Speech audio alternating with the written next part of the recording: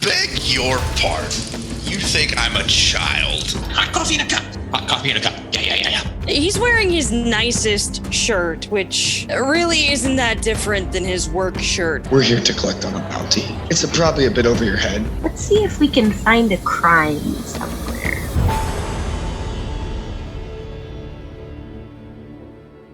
Hi, hello. It's been a while. We're going to get back into some Dungeons and Dragons. So last session, where we left off, different party members had to make their way into the city of Golden Spires, a large city that is set within the valley of the Rounded Caps Mountains up in the northeast corner of the world. We had Brinningham, Wreckfordshire House, make his way in and have to deal with some patting downs with customs.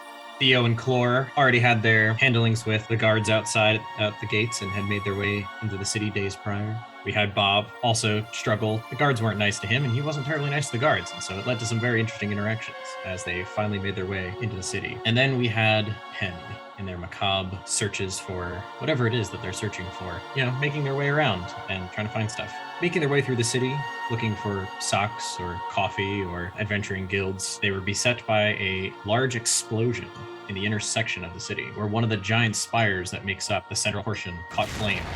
And from quite the distance, you could feel a boom and you can hear the screams of the people as they were making their way out of the central district. And the, as thus far, unnamed party ran their way towards the flames, against traffic and against everyone's, better judgment. They decided to go where the flames were coming from and the screams were coming from. And when we last left off, they had just surrounded a dark figure crouched down, looking at some of the bodies as the building they were standing next to began to creak very uncomfortably. And so, that is where we left off. Did I miss anything of importance? Not at In all. terms of recap, no. You missed the part where I leveled up, I think. Oh, yeah, about that. You actually lose a wisdom point. Joke's on you, I didn't have any to lose. Oh, no. So he's feeble-minded now. Got it. I was already not that wise. So, Penn, the party had just surrounded you as the flaming chunks of building and people filled the square there at the central district of the city. You had been looking over a corpse, a relatively fresh corpse. Oh, shoot. Twitch does not show people on there. Oh my gosh, I've been talking this whole time and you guys couldn't see my face. Oh my gosh, I'm a professional. Can't you guys tell? I am good at this. I'm clicking the buttons on my stream deck and it was telling me that things were happening on the stream and it's not actually happening. Wow. Oh, there we are. Good at this. We are pros. You guys heard me talking over a thing that was just kind of bouncing back and forth. Wow. He was a pretty There little we man. go. We were waiting for you. Were you though? I was messaging. Watching and messaging. I was trying to be helpful. All right. Well, I, already right off, off to a great start, guys. Let's do this. This means it's the been only a way to while. go is up. Yes, that is true. The most. Thank you. We're good. All right, we're good at this. See, this is why people like Critical Role hire people. Other people's problems. All right, where were we? Yes. So, Penn, you were crouched over a body at the base of this burning tower, and you slowly became surrounded by some people you don't recognize. And just as they show up, the building itself begins to crumble, and you hear the creaks of the wood and the stress on the stone as parts of it begin to kind of just pop, both from the heat and the pressure as the building starts to shift. What do you guys do? Run. Yeah, Theo's, hearing that and taking a look at that, he's not even going to bother to introduce himself to the gang at this point. He's right in the middle of talking about what he and Clore should be doing to try to help out. Clore wisely pointed out that they should go and join up with these people, so he's going to say, he's going to suggest, I ain't really keen on any sort of engineering or nothing like that, but that don't sound too good, and I'm thinking maybe Clore and all of you. He's gonna raise his voice a little bit and try to catch their attention. We gotta skedaddle. As you continue talking, the windows begin to keep popping and more wood starts to fall, splintering, splinters falling to the ground as it burns, and the groaning of the structure gets louder as it starts to create a shadow overhead as the... I think skedaddling would be a good idea. Let's vamoose. What's visibility like? I remember from last session it was like almost can't see anything in front of you. You can only see about 10 feet in front of you, and even that, much further than that, it's kind of more just rough shapes as the ash, smoke, dust kind of all are kicked up. And there's, a giant bright thing in the shape of a building that's shining kind of through all of it. And I still see Penn crouched, huddled over something directly in front of me. Yes. Okay, I'm gonna run up to Penn and say, We gotta go. You're in the way of the building. And pouts and goes, I was this close to expanding my collection before shrugging and deciding to leave is a better idea. It'll still be here under the building. We'll just have to come back, whatever you're getting for. I need Penn and Rinningham to make dexterity saving throws. I don't think you do. I'm not sure that's how that works there. Dex is 0. Oh, okay. Oh, no. In my haste to get to Penn, I didn't notice what exactly they were crouched over, and as I went to pull them away from whatever it was, my feet got caught up, and I just kind of fell. Dead bodies. Can I see Rinningham fall and try and not catch him, but push his fall away from the building? He's falling forward and just redirect the fall so that he doesn't get crushed. I mean, Theo and Clore were coming from the opposite direction of everyone else. Yeah. So I assume we're running toward the base of the building to flank the outside instead of what they do in all the cartoons where they run away from the building as it falls on top of All them. right, give I me didn't a understand dexterity. that literally everybody was surrounding me at this time as I was crouched over a dead body. Literally everyone is within a foot's distance of me. I'm Yes. not. Shh, we're trying to help. Yeah, so I'm gonna Don't push try to Renningham. help. I'm gonna push Renningham if possible, if I can. I'm gonna attempt to push him. Okay, so you're gonna also have to give me a dexterity saving throw. Save. Oh, I can do this. Can you though? Because Rin thought he could. Oh, I can try. Oh, and do that. no. Okay. That's a 13 for those at home. Rin, you see this large hobgoblin just kind of plow through the smoke, and as you're falling, because Penn gets up from this body and is like, all right, fine, I'm out. And as Penn kind of walks away, a large piece of burning timber just kind of slams right near where Penn was standing. As another one comes down, Clore just kind of tackles you off of the body that had tripped you as you were trying to move. And you, in your tiny form, Clore, it's the smallest thing you've ever, you've lifted babies that are heavier than this is. All right. So, All right. Nice. so you just kind of "Hua!" and yeah, you lucked out there, Rin, because that was gonna get real ugly real quick. Anyway, so the building is continuing to go. Guys, need to make your way moving. I'm gonna move Heck. directly perpendicular from the direction it's falling. I'm not gonna go to the Prometheus school of running away from things.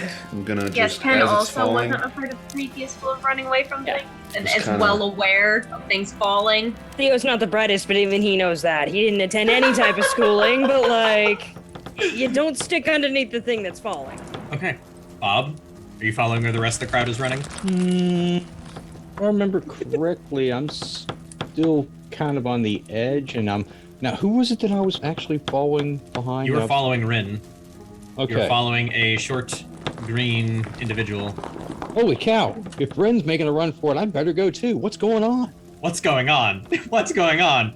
That's my reaction. As you run towards where the other people are running, going, what's going on? You see this large burning structure slowly continue to fall, and instead of smashing into the ground, it actually careens into one of the other towers adjacent to Square. It's tall enough that it smashes into that one, and you suddenly see this next building begin to tip, and you can hear the stone base beginning to groan and crack as the second tower begins to slowly get shoved over by this burning one, and you can hear where this burning structure is leaning, more cracking as it begins to split, and square is now filling with burning debris, not a few feet from you. In fact, I need you all again to make dexterity saving throws as burning debris from a giant, tower. Yes. That is a natural one. That's a 9 total.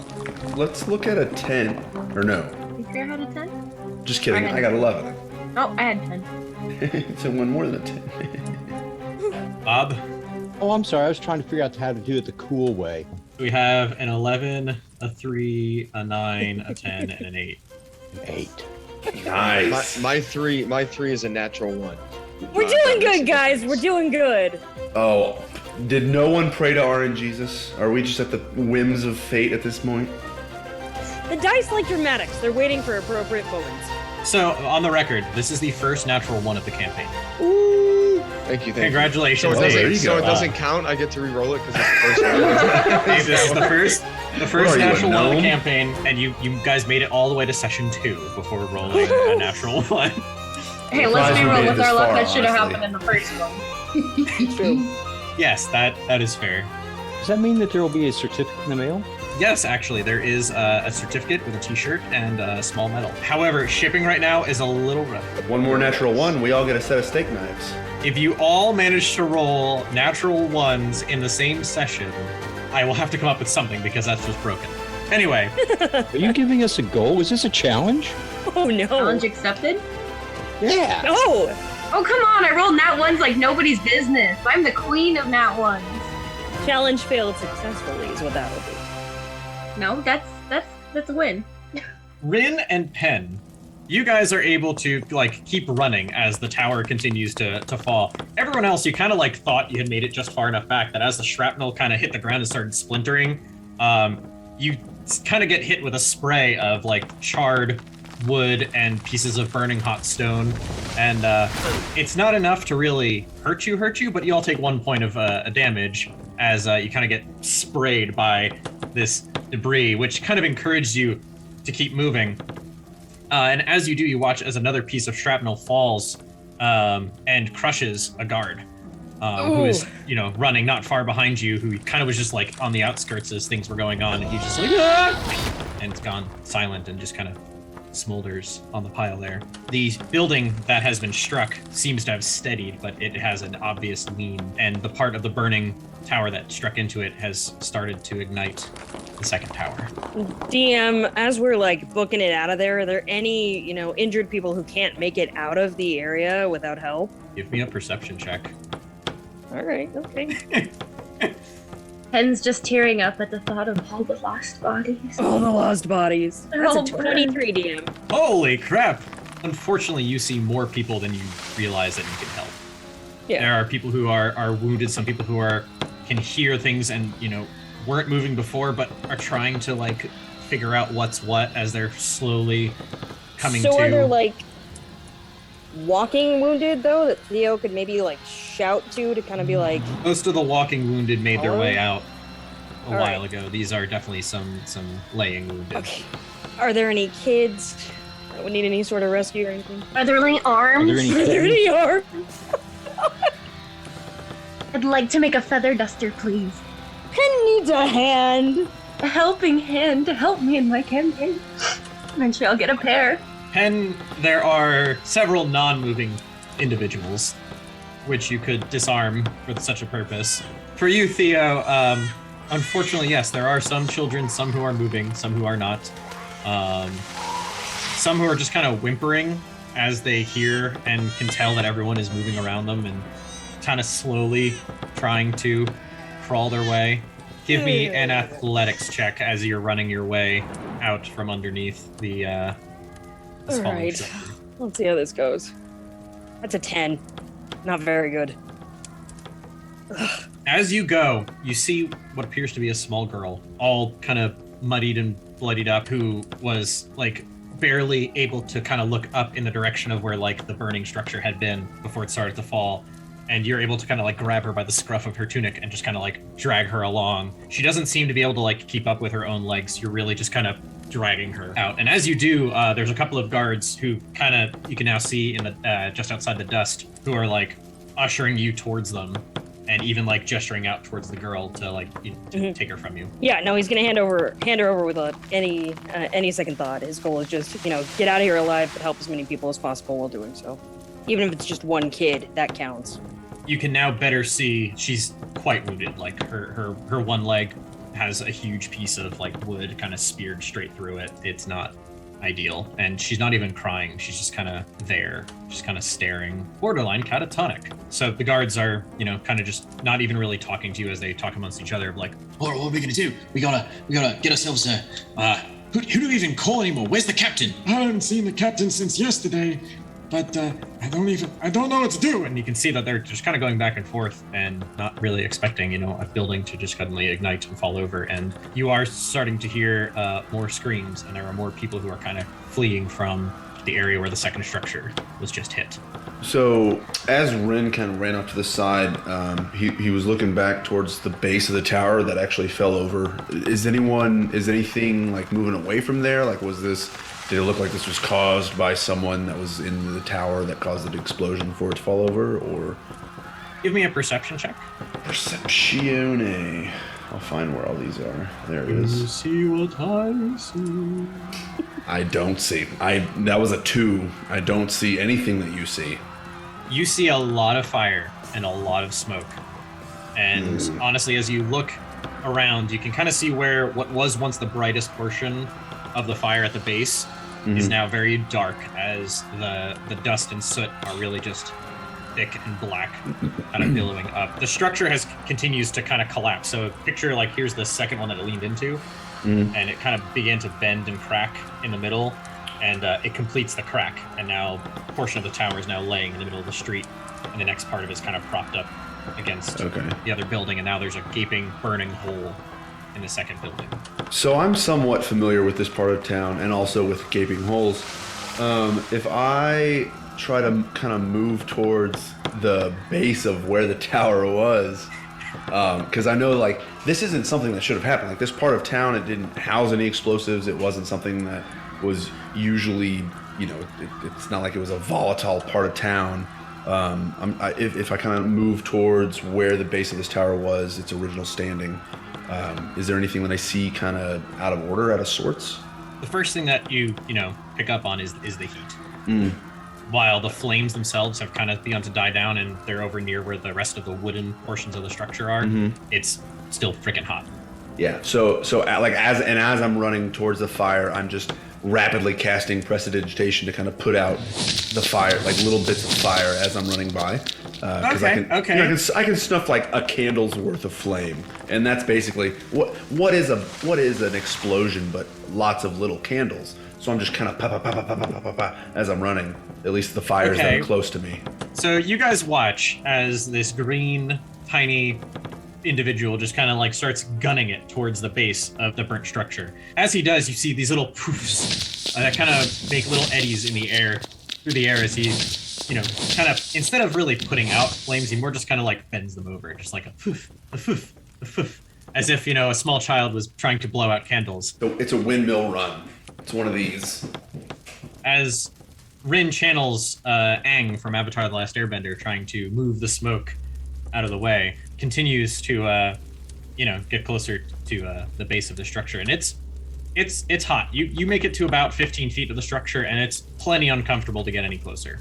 I don't think you should be going that way. That's the fire.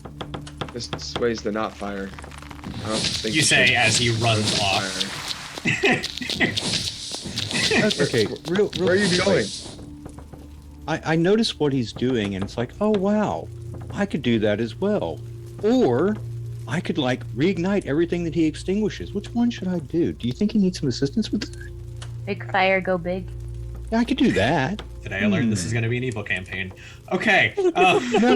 I Don't mind me scouring for dead bodies and leaving the wounded behind to hope I get more.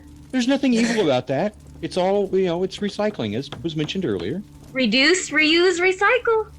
Yeah, I think that perhaps after looking and noticing that the ability to use control flame is able to put down fires, I'm thinking, well, I could help out a little bit. And I'm going to head in that direction and kind of replicate It's like, yeah, that's a good idea. Monkey see, monkey do. Let's go for it. All right, so you guys watch as shortly after Rin bolts off, Bob just kind of follows suit, and some of the ones that Rin kind of just blows over, Bob is actually able to, like, not necessarily snuff out, but lower the temperature. You can see visibly the flames kind of dip. But as he passes some of them, and he's like, they slowly reignite behind him. These are burning quite toasty. Oh, I was hoping I was able to extinguish something. I'm emotionally distressed over that. It feels like I'm not contributing anymore. Bob, these are larger than the average campfire. But what is a campfire but like a lot of little candles? Yeah. What he said. How much more wisdom damage is he gonna take? I think I've demonstrated I don't have much to begin with. But you're able to kind of keep up behind Rin, and then you two find yourself about 15 feet from the base of the structure before it's just too hot and uncomfortable to be that close. Hey man, that seemed like a good idea. I thought you could use a hand. Well, I just thought that if we got to the source, we could snuff it out. And it's just it's hard to talk as it's so hot. But as I'm close to the base, is there anything that I see out of place? Does it look like something maybe shouldn't have happened that did happen? Give me an investigation check. It's a little bit more than just like a quick glance kind of deal. At disadvantage because there's smoke and fire roll and twice. Comfort. Okay, at disadvantage, that's a 4. I think I do still have, let me double check to see how long fairy fire lasts. Up to a minute.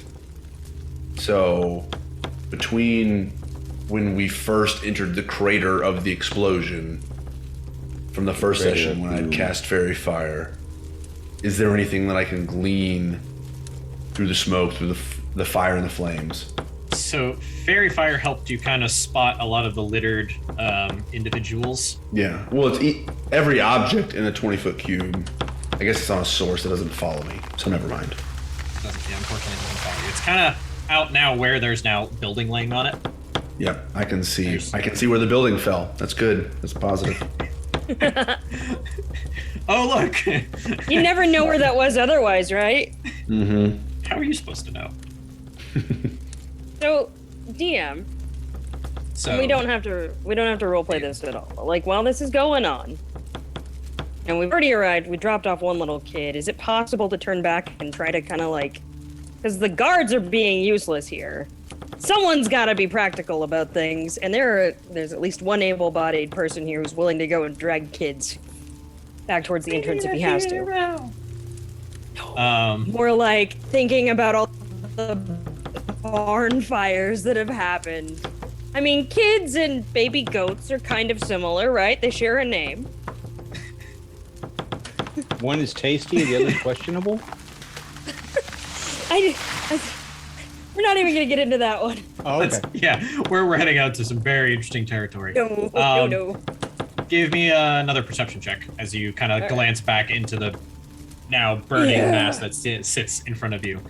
For reference, you guys are not far also from like the wall of the district. Another solid 10. So you kind of look out there and there's not a whole lot. You can see where there are people laying.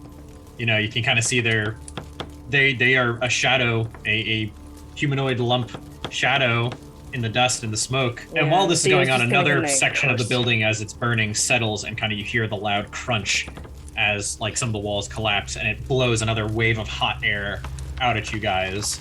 And you can see more cinders and soot just kind of up into the air.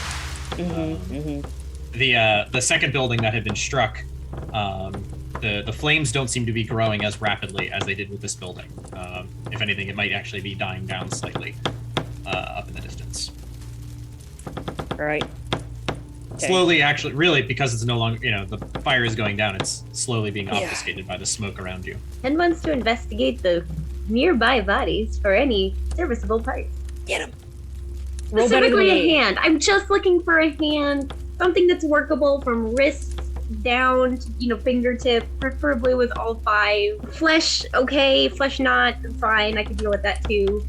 Okay, anything, in my that would make it imagination, she's still like just searching bodies. I don't really realize what's going on. Yeah, so you watch again as this dark, clothed figure just kind of starts making their way back towards the burning structure, kind of ignorant to the fact that it just blew more hot air and cinders and debris in your direction. And yeah, Pen, roll me another perception check. Let's make this happen. Excuse me, why is everybody going back to the fire? Guys, it just blew up. Which means it's done blowing up. Theo, what are you doing? Theo, stop helping people. Get away from the fire.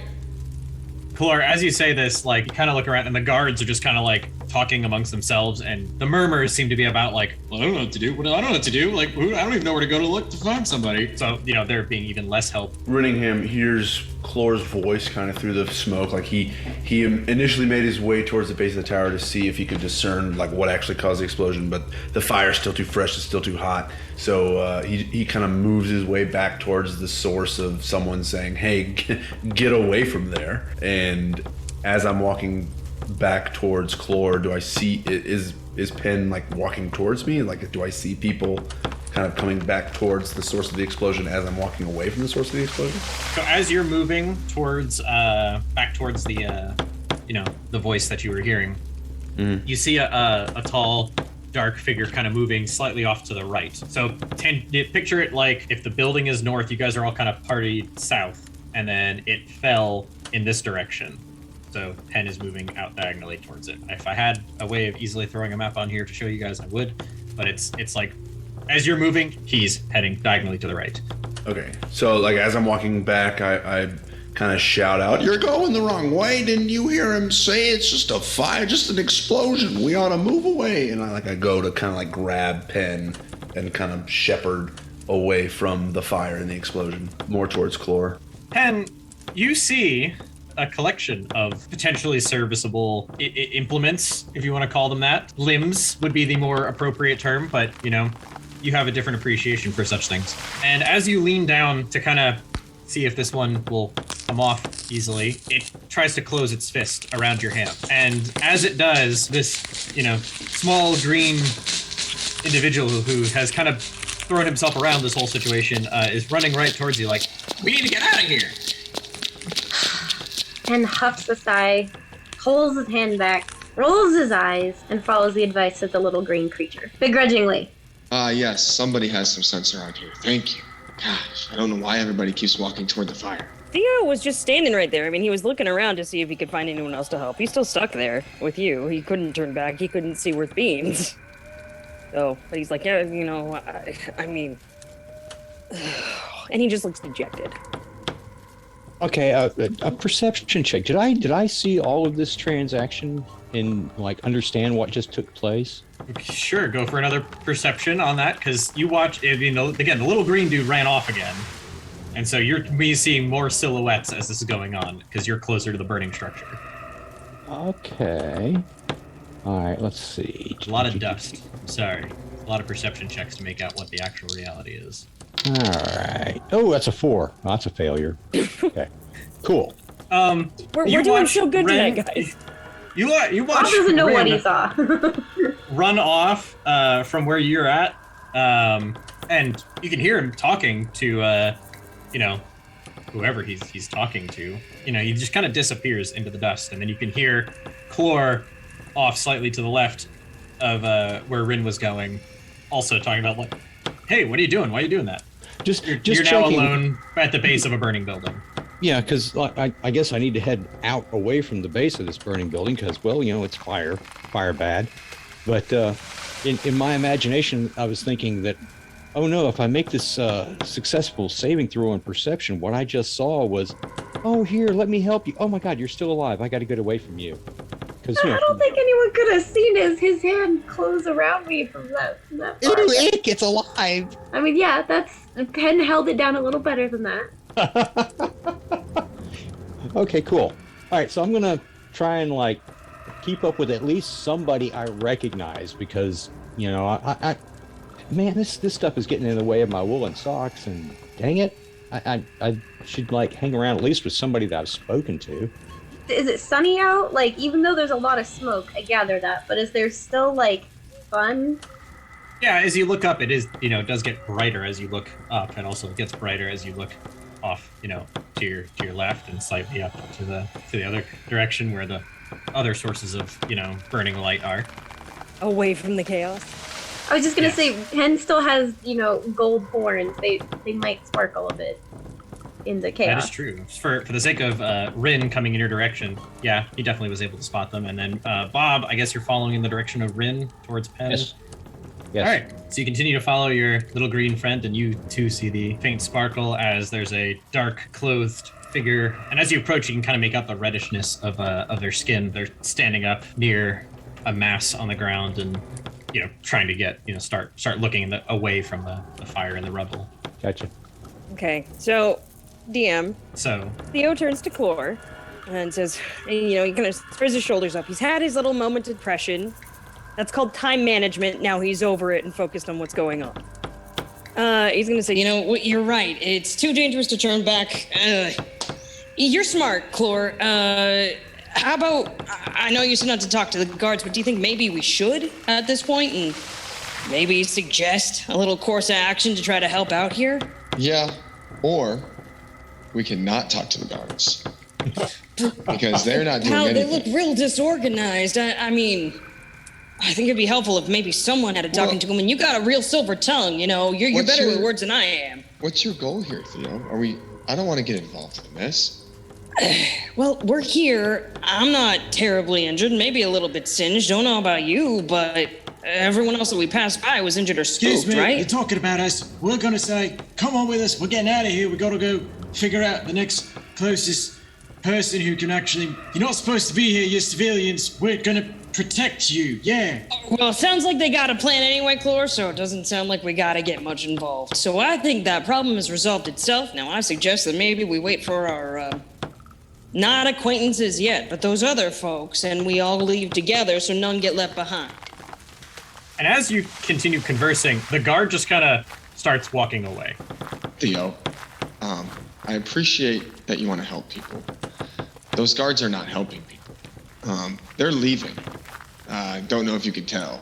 They're Because they're scared. disorganized. They're spooked, right? Now that's why we gotta. I figured though, you're pretty inspirational, Clore. When we were traveling together, all the things that you'd said, and when you were talking about your friend, Marshall Percival and such. I mean, you're well connected. You're well spoken. I thought maybe you could give him an encouraging word or a plan. I mean, you're the clever type.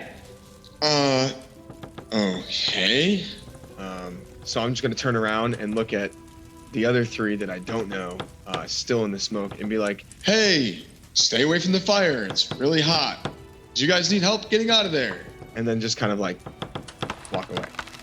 You say that, and the flames on the burning mass just kind of kick up for a moment and just kind of whoosh as another mass of flammable material ignites, and then Oh, I slowly think they're begins to- okay. I don't think they need help. See that? Yep. Okay. Yep. All No right, problem. all right. You, yeah, right. I agree. We should leave. But Theo's gonna wait for the others to kind of join up before he leaves. He's gonna just kind of look nervously back at the tower and have another 5-second depression, and then he'll go. Come on. 5 seconds Hey. of depression. Could you I'm imagine? coming. Does the group look like they're moving away from the flames? Renningham, Bob, and Penn, are you guys moving that direction Yeah, or the other I'm- direction? I'm definitely trying to angle away from the devastation at this point. I'm a fish. I'm looking for a school to join because there's safety in numbers. Oh, see, they're coming. Why are you guys hanging out in the smoke? Because it's hickory and it over smells good. I was just following these horns, and then all of a sudden there was an explosion, and I thought maybe something was going on that I needed to be a part of. But then it just was too hot, and there wasn't anything to do. But then people just kept coming into the fire, so I was trying to move them out of the fire. The horns. Did you have anything to do with this? Clore says to Penn. Nope. I find that hard to believe. When I got here, you were the only one in the area. Now, folks, sorry to interject here. Yeah, I'm all for conversation, but my buddy Clore does have a point, and the guards do want us to leave. So maybe we should continue this conversation elsewhere. We got an inn that we could go back to continue a chat, if you'd be up for it. Well, I've never been so sooty and dirty in my life. I would appreciate a nice warm bath. I don't know about a bath, but they got beer. I'm in for that. I think it's probably a better idea. We can get away from the chaos, and, well, since we can't really help much here, regroup and introduce ourselves properly now that we've all been thrust into things, so to speak. And shrugs. As you guys are saying that, you look towards the direction you came from and see that it is kind of, blocked off by the burning remains of a large tower that, collapsed. And luckily you guys have been in the city long enough that you kind of know how you can get back around, but you're gonna have to either go around the inner circle or down out through the outer circle. Okay, just for clarification, has there been a bucket brigade formed at this point? Are any buildings other than these two structures on fire? And just as a casual observation, what is the probability of this spreading? No to the bucket brigade, and from what you can see, these look to be the only structures that are burning at this moment. And your casual thoughts of whether or not this can turn into something, it's honestly hard to tell, although it could be problematic if any of the ashes and cinders that, are going up into the air land on some of the thatched roofs of the outer circle. That could be a bit rough. Let alone what happens in the inner circle. There's risk for the inner circle and the outer circle. So it would not be unreasonable for me to think, we can go back and have a beer only to have the building burn around us. That would not be an unreasonable thought. Correct. A cautious but not unreasonable thought. Okay, guys, I really, really, really like this beverage consumption idea, but I really don't feel like this situation has been properly contained, and there doesn't seem to be any proactive measures being taken to contain this flame. Perhaps before we go have a beer, for the sake of self-preservation, maybe we could convince some of these townsfolk that they need to protect their homes and perhaps get a bucket brigade going. So as Bob's talking about fires, Rin just kind of looks around and says, Why don't you understand that most of this quarter is made of stone? The only thing that'll burn are the roofs, but they won't get very far. Heat rises, and roofs are very easily replaceable. We need to get out of this area and not worry about fire, because fires have been worried about before and this problem has been solved.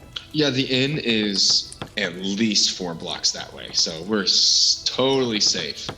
I think maybe we could touch bases with the guards or city folk on our way there too, and at least try to figure out whether or not they found someone who can help be organized. And worst comes to worst, my buddy Clore here is pretty persuasive. He might be able to talk some sense to him too as we go.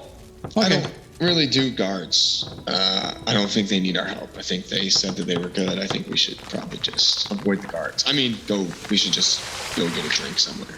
I think maybe the most help that we can do at this point probably is staying out of their way, as sad a thought as that is. Bob, roll me some percentile dice. Ooh. Okay. Ooh. So that would be, 78?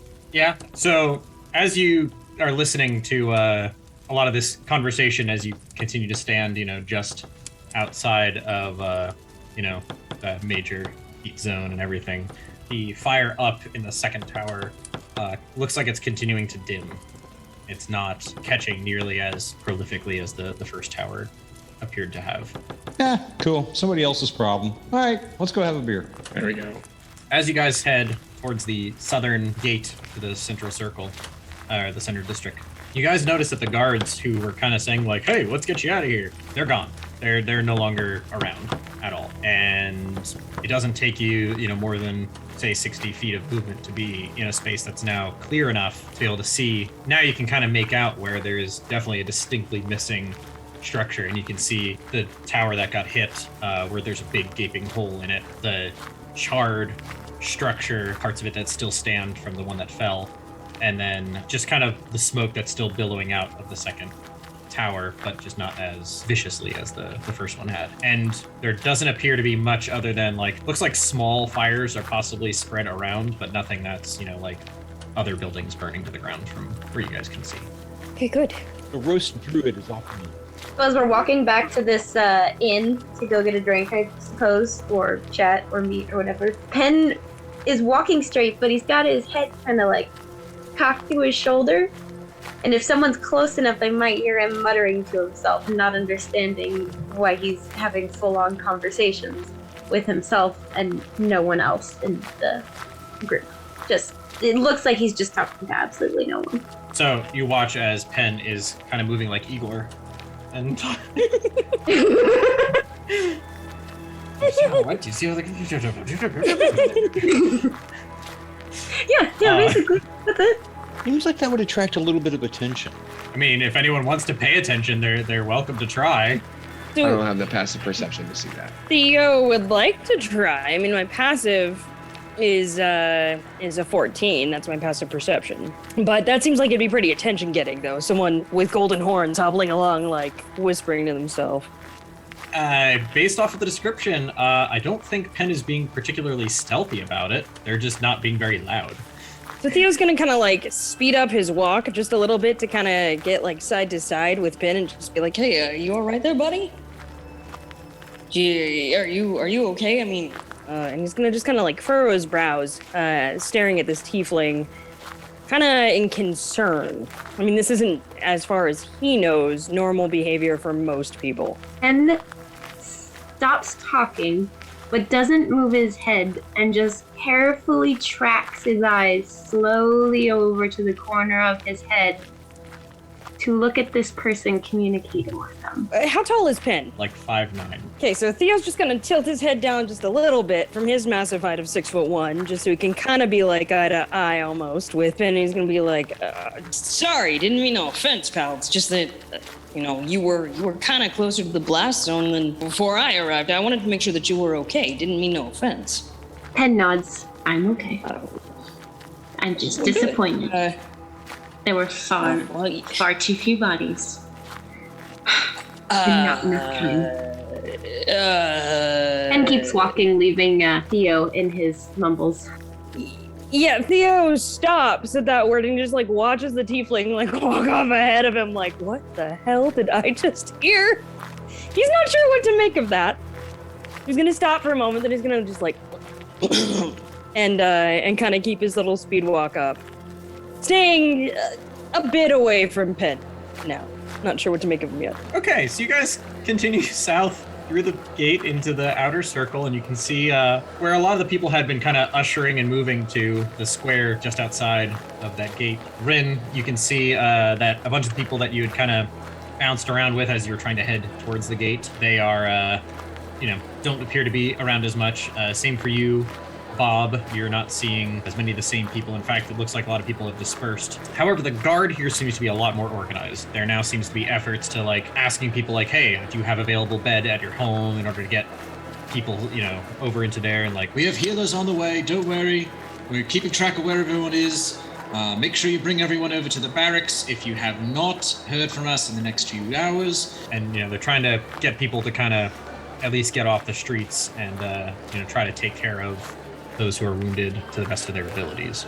So it's actually at this point much easier to move around than it was earlier. So you kind of continue on and head basically north back to try to get to where Towards that inn. towards the inn. The bloody shield. Yes, there we go. The Bloody Shield. The inn whose name I was about to pull up. As you do, Bob, you happen to see that there seems to be a large crowd near that coffee shop. Interesting. A large crowd. Does it seem to be a diverse crowd? It does. It seems to be quite a collection of people. Some of them appear to be like very dirty and muddied up. Just a podge of people all kind of huddled around in that direction. Are they trying to get into the structure, or are they just assembling right outside the front door? From this distance, it's a little hard to tell. They're not being particularly loud or rambunctious. There's just a lot of them. Okay. So, all right. And on our current course, since we're going back to the alcohol serving place as opposed to the coffee serving place, are we as close as we're going to get to that group of milling individuals? Yeah, it's kind of like an offshoot. It's like a path kind of off the main line that you could continue north. Okay, in that case, I will take note and we will continue forward. You guys continue on, and you see the gate that you guys all made your way in through earlier or several days prior. And then as you go a little bit further, on the left is the Bloody Shield. And on the right is the rather swanky meeting hall that Flor and Theo had spent some efforts in. The door is kind of just wide open, and there doesn't look to be anyone standing at the desk. However, you see lots of people kind of shuffling around in there, and it looks like there's definitely some activity within, but there's not the clerk who was there before. Type of activities, like triage type stuff? Perception check? Look, there's... Right, okay. The town's kind of all in a mess, so who knows? Right. What's with my rolls tonight? That's a 12. As far as you can tell, it's nothing nefarious. There does appear to be the occasional guard who's like kind of coming in, and then another person will just kind of filter their way out. Kind of hard to tell looking inside on whether or not people are like laying down, but there's just, you know, like a proper triage section, but there's just activity. There just seems to be busier. Right, okay, and as they get to the Bloody Shield, Theo's gonna kind of pipe up again over his little moment of like, I have no clue what just happened there. And now that he's feeling a little bit more relaxed, he's gonna say, all right, this is the inn that Clore and I were staying at. My name's Theo, by the way. It's nice to meet all of you. How about we go inside and settle in and see if maybe we can get everyone cleaned up a little bit. I figure we could probably all use a bit of a breather after what we just went through, right? He's gonna hold the door open for everyone and wait for everyone to head on in. I do think I do need something to wash off the dust from traveling, and also maybe the dust and smoke from all that explosion. As you kind of step in, it's a madhouse. On top of all of the, you know, craziness that is a inn run by an unknown number of Tabaxi. Yeah, I love this place. They are trying to serve drinks at the bar. They are trying to kind of sort of provide provisions to people. However, most of the tables are currently set up kind of in a giant mass in the middle, and even some chairs are lined up in such a way that they can lay out some of the wounded on them.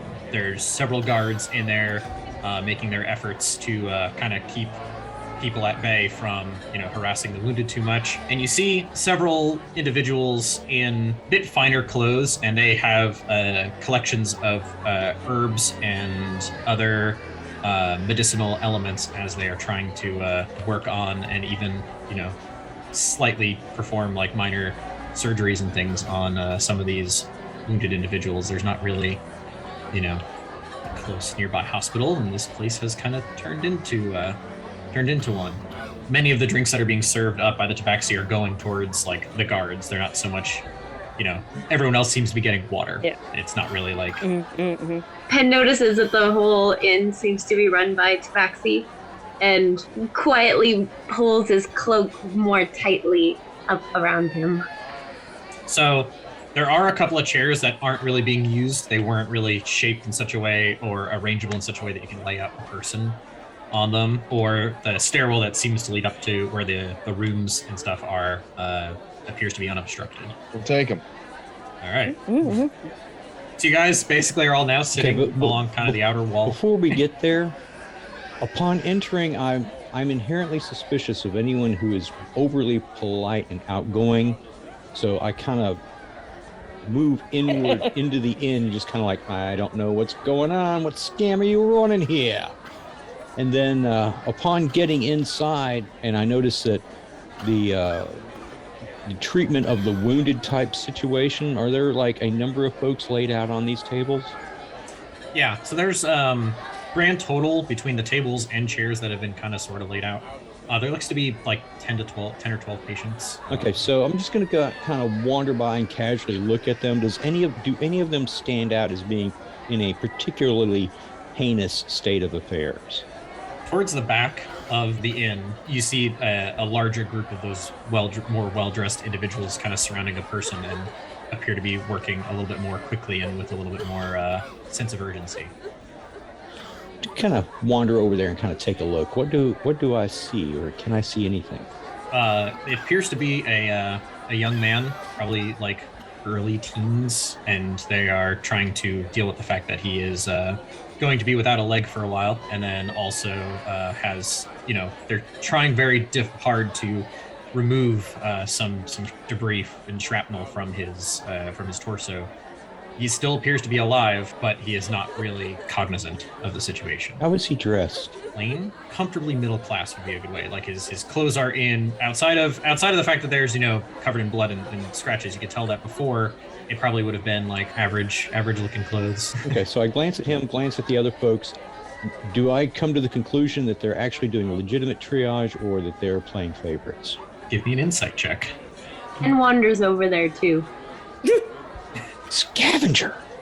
So as I see Bob and Penn kind of wandering over to some random body on a table, as Ren enters and views the scene, does it look like there's anyone that's not really helping? Like, it seems like it's kind of a madhouse of people trying to help all the people that have been injured. Does it look like there's a group or a person that's just kind of doing their own thing, not really paying attention to the going-ons? Yeah, me. Other than Chloe. You're part of our group. Rin, give me a perception check, and then Bob, what was your total on your insight check? That was an 11 with a 14 for my passive wisdom, or passive insight. That's a natural 20. I got a natural 20. Ooh. But it's also -1. So. Yeah, but that means we've had a natural 1 and a natural 20. This is okay. So this is the night. We're running the gamut here. We're going to start with Bob. Looking at those who are working on this person, they do seem to be prioritizing him slightly over the rest, but more so in the fact that he looks to be the youngest of the bodies that, the patients that are being worked on. Other people seem to be, in their probably mid to late 20s, early 30s, working class individuals, but this is a younger kid. Okay, as they're doing this, I'm just going to walk over and casually cast Healing Word just to kind of give them a little bit of assistance. Okay. How many points do you give them? Let's find out. I need a Quattro. And then we roll that. That's a 4. That's 8 points. All right. So you actually watch as some of his wounds kind of slowly begin to stitch themselves together, and no one else was really paying attention to you, just kind of walking around the room. They're busy, focused, and there's a couple of gasps as the piece of wood, smoldered char piece, that they were working on and slowly trying to extract, just kind of pushes itself out, and there's now a not bleeding but a large kind of fleshy hole that they are now quickly trying to handle, because it's not supposed to be there, but it's the shrapnel is no longer, or the debris is no longer holding it there. And then they look around, they're like, what the hell? And they're just like, one just kind of looks at you like, what the hell? And the other one is just like, they're not saying it, but the look says like, thank you, like, and then they just kind of go back to dealing with the fact that the kid like gasps like and has suddenly a bit more awareness as to what's going on, but doesn't say anything just yet. We're going to switch over to. Oh, sorry. Go ahead. Real quickly, as I'm just finishing that up, walking way back to the bulk of the group, I hide behind my thigh. No, don't look at me! And continue back to where everybody else is. Pen steps forward and offers to sew up the wound. Put a pin in that for 1 second. Rin, you looked around the room, and with your natural 20 with an unfortunate -1, because that is it's still a nat 20. It is still a nat 20. So we have the first nat 1 of the campaign, and I think did we have a nat 20 last session? I don't think we had a nat 20 last session. I think we had a couple of modified 20s, but yeah, so we had our first nat 1 and our first nat 20 in session 2. This is good. This is a big deal. You look around, and there seems to be a couple of guards that are paying more attention to the fact that they're getting drinks from these Tabaxi than they are actually assisting with the situation. They kind of seem to be kind of off in the corner, just kind of talking to each other and drinking their, and like looking around and, hey, do you need anything? And they're like, no. And so they're just like, back to my drink. And then you see this, hobgoblin just kind of like in the corner, just kind of like minding himself, and you're like, oh wait, I know that guy. Oh, this guy came in here with. And then there's this guy who kind of makes a scene after he walks by what appears to be a very wounded kid, and afterwards cries out, "Oh, don't look at me!" So and you couldn't help but look at him. I want to walk up to the guards and say, Shouldn't you be helping? What do we pay you for? What are you gonna do about it? Well, who's your I just asked them if they supervisor? needed help. They said no. What are you gonna do about it? What am I gonna do? Why aren't you out doing something else? You shouldn't be just sitting Because my job is to stay here and keep the peace here. Keep the peace. What peace? The peace needs to be kept outside. There's enough peace in here. People are trying to be healed. There's people out in the streets taking care of the streets. I'm here to make sure that nothing goes crazy here in here. Same with him. There only needs to be one of you. One of you should go out there and make sure everything is okay. No soldier stands alone unless the other person dies. It's kind of just a rule here. And even then, it's no soldier left behind, so we can hold the body, There's always two of us. That sounds lazy. Just kind of shakes his head, ignores you, and goes back to drinking. You should at least not be consuming alcohol. You should be on your sharpest wit in order to maintain the peace. What if something happened in here? He turns back and looks down at you. Did you see what I saw out there? Did you see the bodies literally get blown away from the building? And as you're looking at him, you're actually seeing that he has quite a bit of soot on his body, or on his armor and everything like that. Did you see them get blown away from the building? Do you want to have to think about that without a drink? I'm holding up my clothes that are also covered in soot and probably blood because I ran by Penn, who was just fondling dead bodies. And I say, it doesn't seem like you're the only one. Maybe toughen up a bit if you plan on being a guard for much longer. And as you say that, you kind of see his demeanor kind of cracks a little bit, and his eyes kind of brim up a little bit. You didn't see what I saw out there. You didn't see the people walking around. They were just minding their own business. They're just shopping. They're with their families, husbands, wives, children. You didn't see them go from being all together in one moment and pieces on a wall next minute. You didn't see that, did you? You're covered in soot. You didn't see that, did you? So I'm gonna stand here. I'm gonna enjoy my drink. Sir, first of all, thank you for your service. I'll be buying your next drink. I know that must have been a lot for me to go through. Could you tell me, since you were so attentive and you saw that and went through that traumatic experience, where did the explosion come from? Since you were there, was it an object that blew up, or was it the building itself? What I was just walking along. I was doing my patrol. All right, look, I was just doing my patrol, and I was walking along, and all of a sudden, just it's the same building. It's the finance building. It's been there for years. Everybody just it's where the taxes and everything. It's that building, and it's just the whole thing, just all at once. It wasn't even like it started in one place and grew up the whole. It was the whole thing, just went up at once. The stone was on fire. Stone doesn't catch fire. It's not coal. It's stone. Stone doesn't catch fire. The stone was on fire. That must have been really tough for you. Bartender, can we get a couple more ales for my gentleman over here, please? Be right there. Did it seem like the explosion went out? Did it seem like the explosion went in? Was I it just said like the people went from walking into a wall. Oh, okay. It's okay. Calm down. It's okay. What else did you see? Was there anybody who was suspicious? You're guards. You see people all the time. Was there anybody running away? Suspicious is in the district. That's where all the rich kids are. That's where all the rich folks are. There's no one suspicious here. That's why they have the gates. The gates keep the rabble out. We're just there to help keep the peace on the off chance that things happen. That's why there's more guards out there than there are in here. Or there. I don't want to go back in there. I don't want to go back. It's okay. Enjoy your beer. And DM, presumably Theo heard Clore talking about buying, the next round. He knows that Clore doesn't have any money, so he's just going to kind of subtly make his way over there and just kind of without even saying anything, because he's listening in, just kind of pay the Tabaxi bartender, because he knows that he's the wallet right now. Clore does the fancy talk and Theo does the paying and the money management. And that, ladies and gentlemen, is symbiosis. And the Tabaxi that you walk up to, they appear to have mostly black fur, kind of some white striping. And they're like, no, don't worry about it. We have deal with guard. They are going to help cover expenses for this. Yes. You sure? Okay, well then is there anything else that we can do to help? I can run and get water or anything like that if you need. Well, we have. Well, we. Don't worry. All right, we you are let me know, prepared. okay? Yes. Okay. All right, he's gonna turn to Chlor and he's gonna say, "They've got it covered, apparently." Oh, in that case, I need a couple more over here, please, because we are, sitting with the guards for a while. I noticed Chlor making some grand gestures and calling over some servers with platters full of drinks, and I just kind of snatch one off of the platters that it's passing by. I find a chair and I just kind of sit there and I look around and I think, maybe I don't need a bath. As I chug the entire thing and set it down and grab another one that's passing by. What did you say your name was, little man?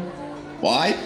Not sure I have introduced myself. And so I stand up on a chair with one of the flagons or whatever, cups of whatever's passing around, and I say, The name is Rinningham Rackfordshire House the Fourth. We're gonna put a pin on that.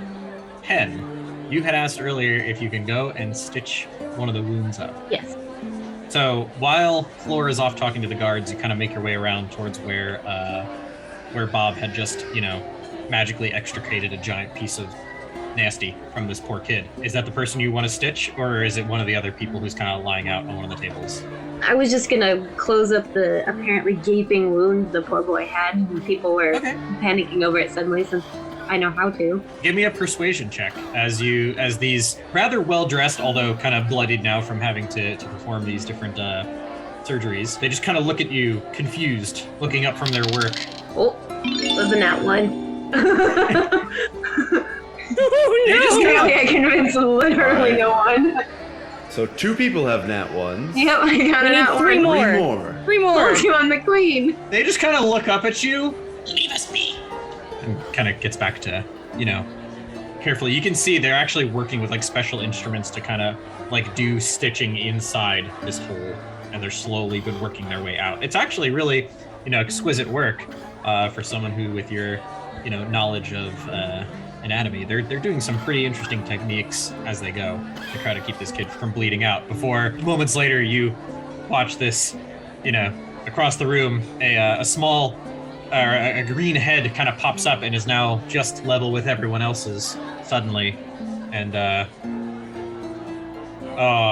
just as they run away to, about to do their introduction about themselves, and they have to go run off to the bathroom. Theo, you were looking at, as you talk to the Tabaxi, they kind of walk back from the counter and head, in towards the kitchen-y area, and then you see a couple of Tabaxi come out with drinks, and one of them heads over towards where Chlor and the 2 guards are standing and having their conversation, as the one guard just kind of quietly sobs to himself and continues to nurse his beer, where he was kind of drinking more regularly and talking with this guard. The confrontation seems to have cracked what little was kind of keeping him in his more stoic, guarded fashion. Before he goes to kind of try to wrangle the other 2 so we can get them together and see if they're okay, Theo's just going to take a moment and kind of since Chlor's kind of done talking to this guard, make sure that he has the second drink, but then offer him one of the chairs that they have. He's going to say, look, I know that you and your pal are supposed to stand and keep watch, but sir, you're looking pretty rough right now. Maybe you should take just a moment to sit. You're a folk too. You're just a normal guy at the end of the day, right? Thanks, but I gotta do my job.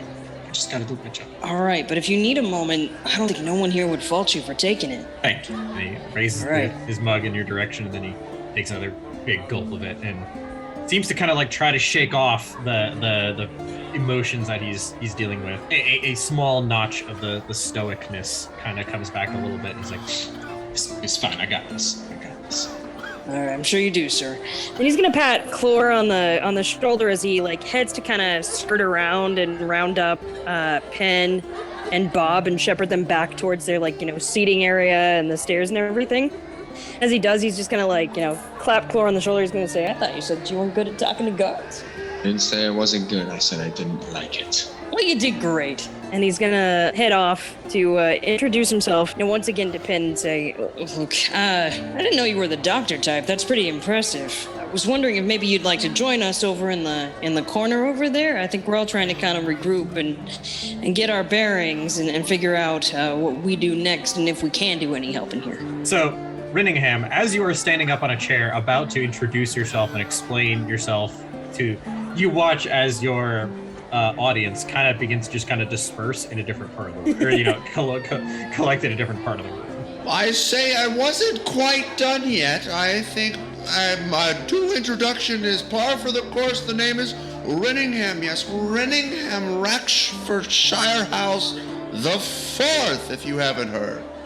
As you kind of now stand at eye level with everyone else. We heard you the first time, Renningham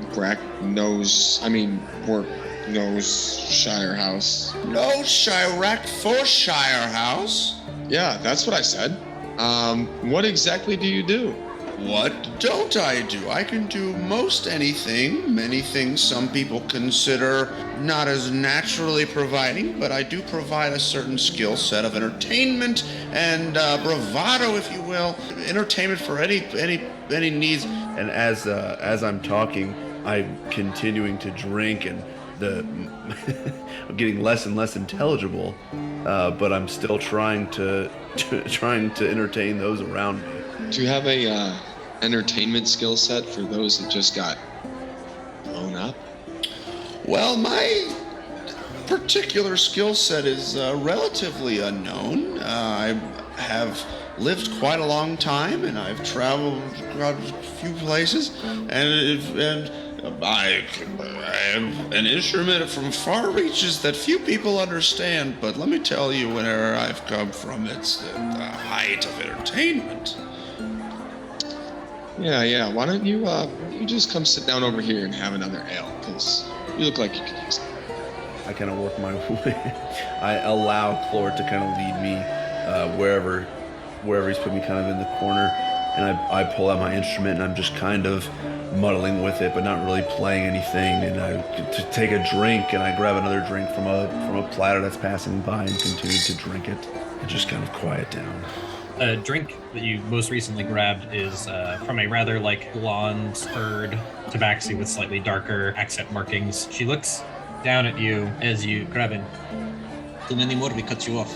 And just kind of keeps on moving, and the tail just kind of flicking behind as they make their way and try to deftly keep out of everyone's way, and try not to disrupt the fact that they're serving drinks right around a place of surgery. 2 questions. What does this musical instrument look like? What does this exotic instrument look like? It looks kind of like a flute, but almost if a flute had a boil on it, or like if you imagine kind of a long wind instrument that has just something kind of hanging off of it that you don't really recognize, and it's a weird color. It looks manufactured, not necessarily. It's not like a natural, you consider a harp made of wood, or like a drum that has a skin stretched over. It doesn't look natural. Is it a reed instrument? You can't really tell. It looks like there's one spot where you could put a mouth, but you don't know if that's where the noise goes in or the noise comes out. You know what I mean? Okay, cool. Is it just me, or are all these Tabaxi Russian in nature? They do seem to be moving rather quickly. I was waiting for someone to make that joke. It reminds me of the old Slod joke. You meet a Slod that's dressing because he's a Russian Slod. And then you let's see, what was the other one? One that's in a cowboy hat because he's a ranch Slod. And then, anyway, moving on. I love him. That's terrible. That's awful. I love it. Keep it up. Ladies and gentlemen, we are making racially or culturally, anyway. I don't think Lettuce has a right to complain. Anyway, and who exactly are you? All right. Yes. So speaking of Making Bob, the though, jokes. Theo kind of coming around, he's rounded up Penn. Now he's just kind of gonna follow after Bob and be like, all right, maybe you should come and join us. I think before we get back to doing things on the floor and such, we got to make sure to take care of ourselves first, right, pal? He's gonna kind of pat Bob on the shoulder and gently escort him over to where the rest of the group is. Okay. I'm going over this way. Perfect. Sounds like a plan, pal.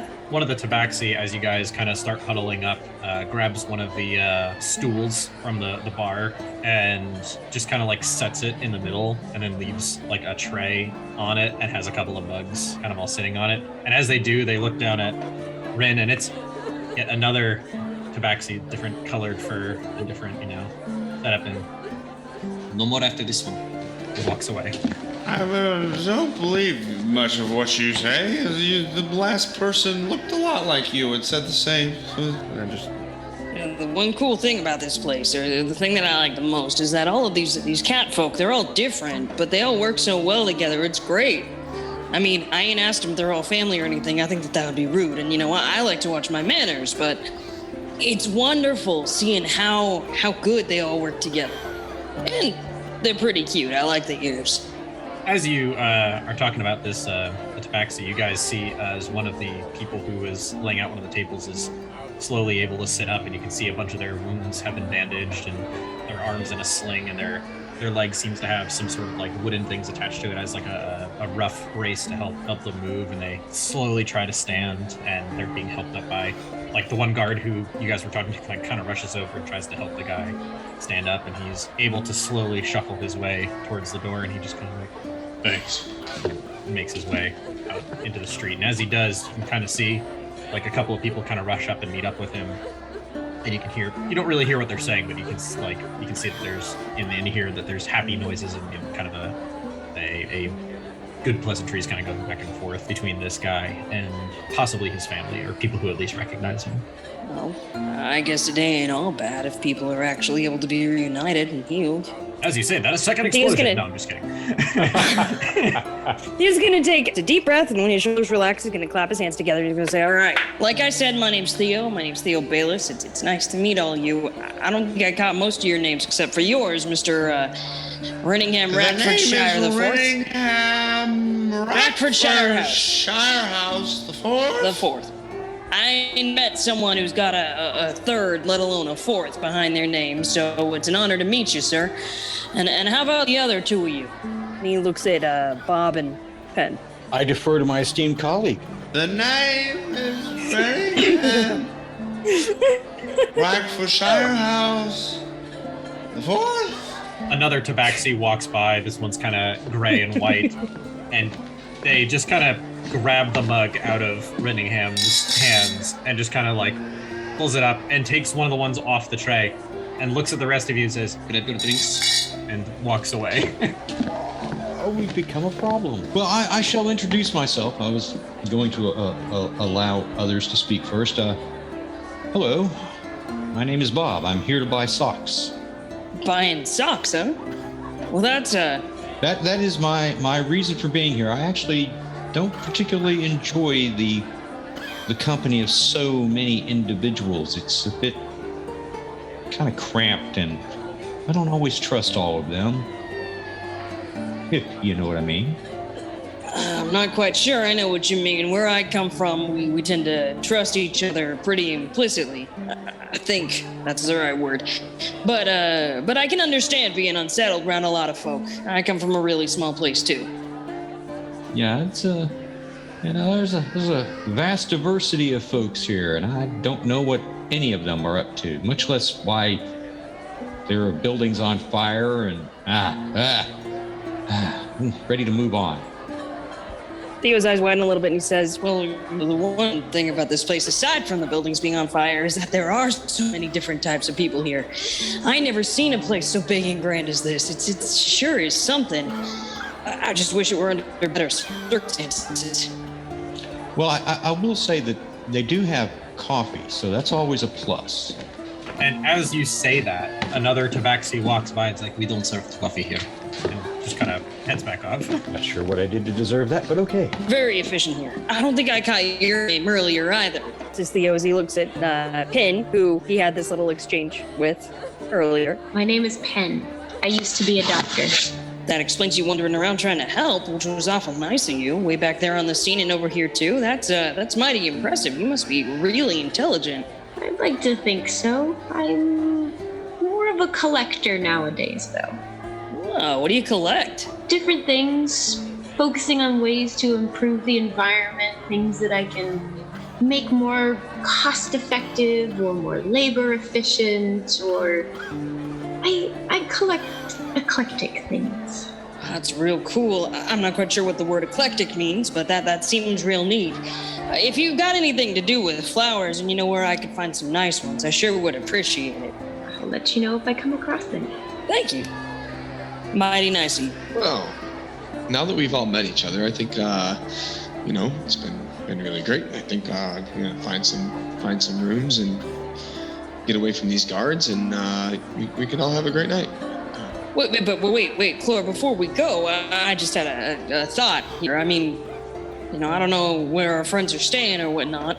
I'm not suggesting that they stay with us, but before we all head our separate ways, I think we should all take just a moment, to kind of relax and collect our thoughts. But it seemed like you were learning stuff from the guard, and I don't know how much anyone else got any chance to observe anything, but maybe we could talk about it. That guard's got some PTSD. I should recommend some pipeweed for him. It grows all over the place. I don't think that guard's gonna get a good night's sleep for a while, but well, probably The not. guards probably knew what they were getting into, and they should have considered the nature of their employment before taking the job.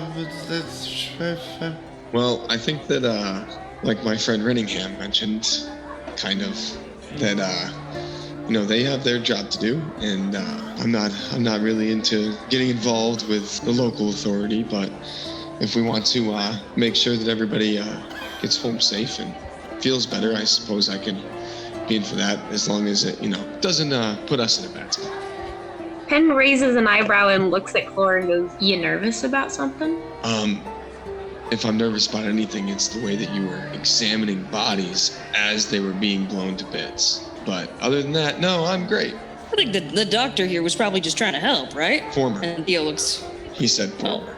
Very Yeah, specific. Once a important word doctor, there. always a doctor, right? I mean, I used to be a farmer, but I can still farm. I figure it's got to be much the same with doctors, right? They can still do doctoring?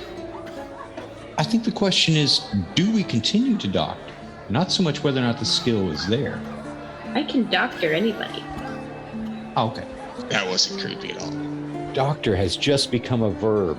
Yeah, so the guard pretty much just said that 1 minute there was no explosion, the next minute there was an explosion. So I don't really know where we can go from that. Did you get a chance to talk to any of the wounded and see what happened with them, or? The only one that I really interacted with was that little girl, and she weren't doing much talking. Poor little thing. Anybody else? Did anybody get any information? The ones I talked to weren't exactly speaking anymore. Okay. I think the only relative information is that the bath is upstairs. And Renningham kind of totters off and kind of works his way up towards where the rooms are. He doesn't have a Theo. He doesn't have a room. We need to get. Yeah, I'll figure that out with the folk later. Worst comes to worst, we can share a room. I don't know. I mean, that's the thing folks do, right? Have you smelled him? Clore, I grew up on a farm. That ain't nothing compared to what I'm used to.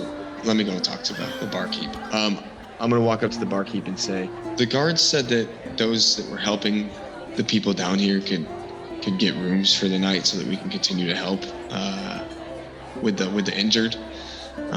Which rooms would you like us to take that the guards said that we should take for the night? Give me a deception check. You're talking to the person who, handles that. Yeah, that's a 20. Oh. That's a dirty 20. Oh, Sorry. Don't you already have room? You stay here last night and night before. Yeah, but we paid for one night, and we actually have 3 new people, and one is actually a doctor that we're actually working with the guards here now. So we're gonna need 2 more rooms on top of our 2 that we already have. Kind of looks at you and then looks out at them. See, only have so many rooms, so actually ask that the 5 of you, try to check up in 2 rooms, and we give you that part of guard agreement. We need more space to have beds so that we can open tavern area. I understand. All right, well then we'll just, instead of the other rooms, we'll make it work. We're gonna need plenty of breakfast in the morning so that we're ready to go to help the people instead of the 3 rooms. There will that be we- provisions provided, yes. Okay, thank you. As per agreement with guards, yes. And then, perfect. We'll just, good. We'll square it up with one more round to that table over there, except for, that little guy. He doesn't. As we go around, yes, and that person, they're so small, they don't hold liquor well. That this thing with the halflings as well, they're careful with volume of drink. Goblins as well, they not hold it very well. As I'm walking down the hall, I'm trying all of the knobs to see whichever one will open. Yeah, I'll just, I'll take care of it. Yep, I got it. Yep, thank you. To clean up is at end of hall. Hey, Renningham. Hey, we're gonna go this way, buddy. It's okay. There's the Rackford Shire House, the 4th. I'm gonna skip the bathroom, and I'm literally going to just put him in a bed and just let him pass out. So unfortunately, no bath, but I'm not cleaning him, so he can just go.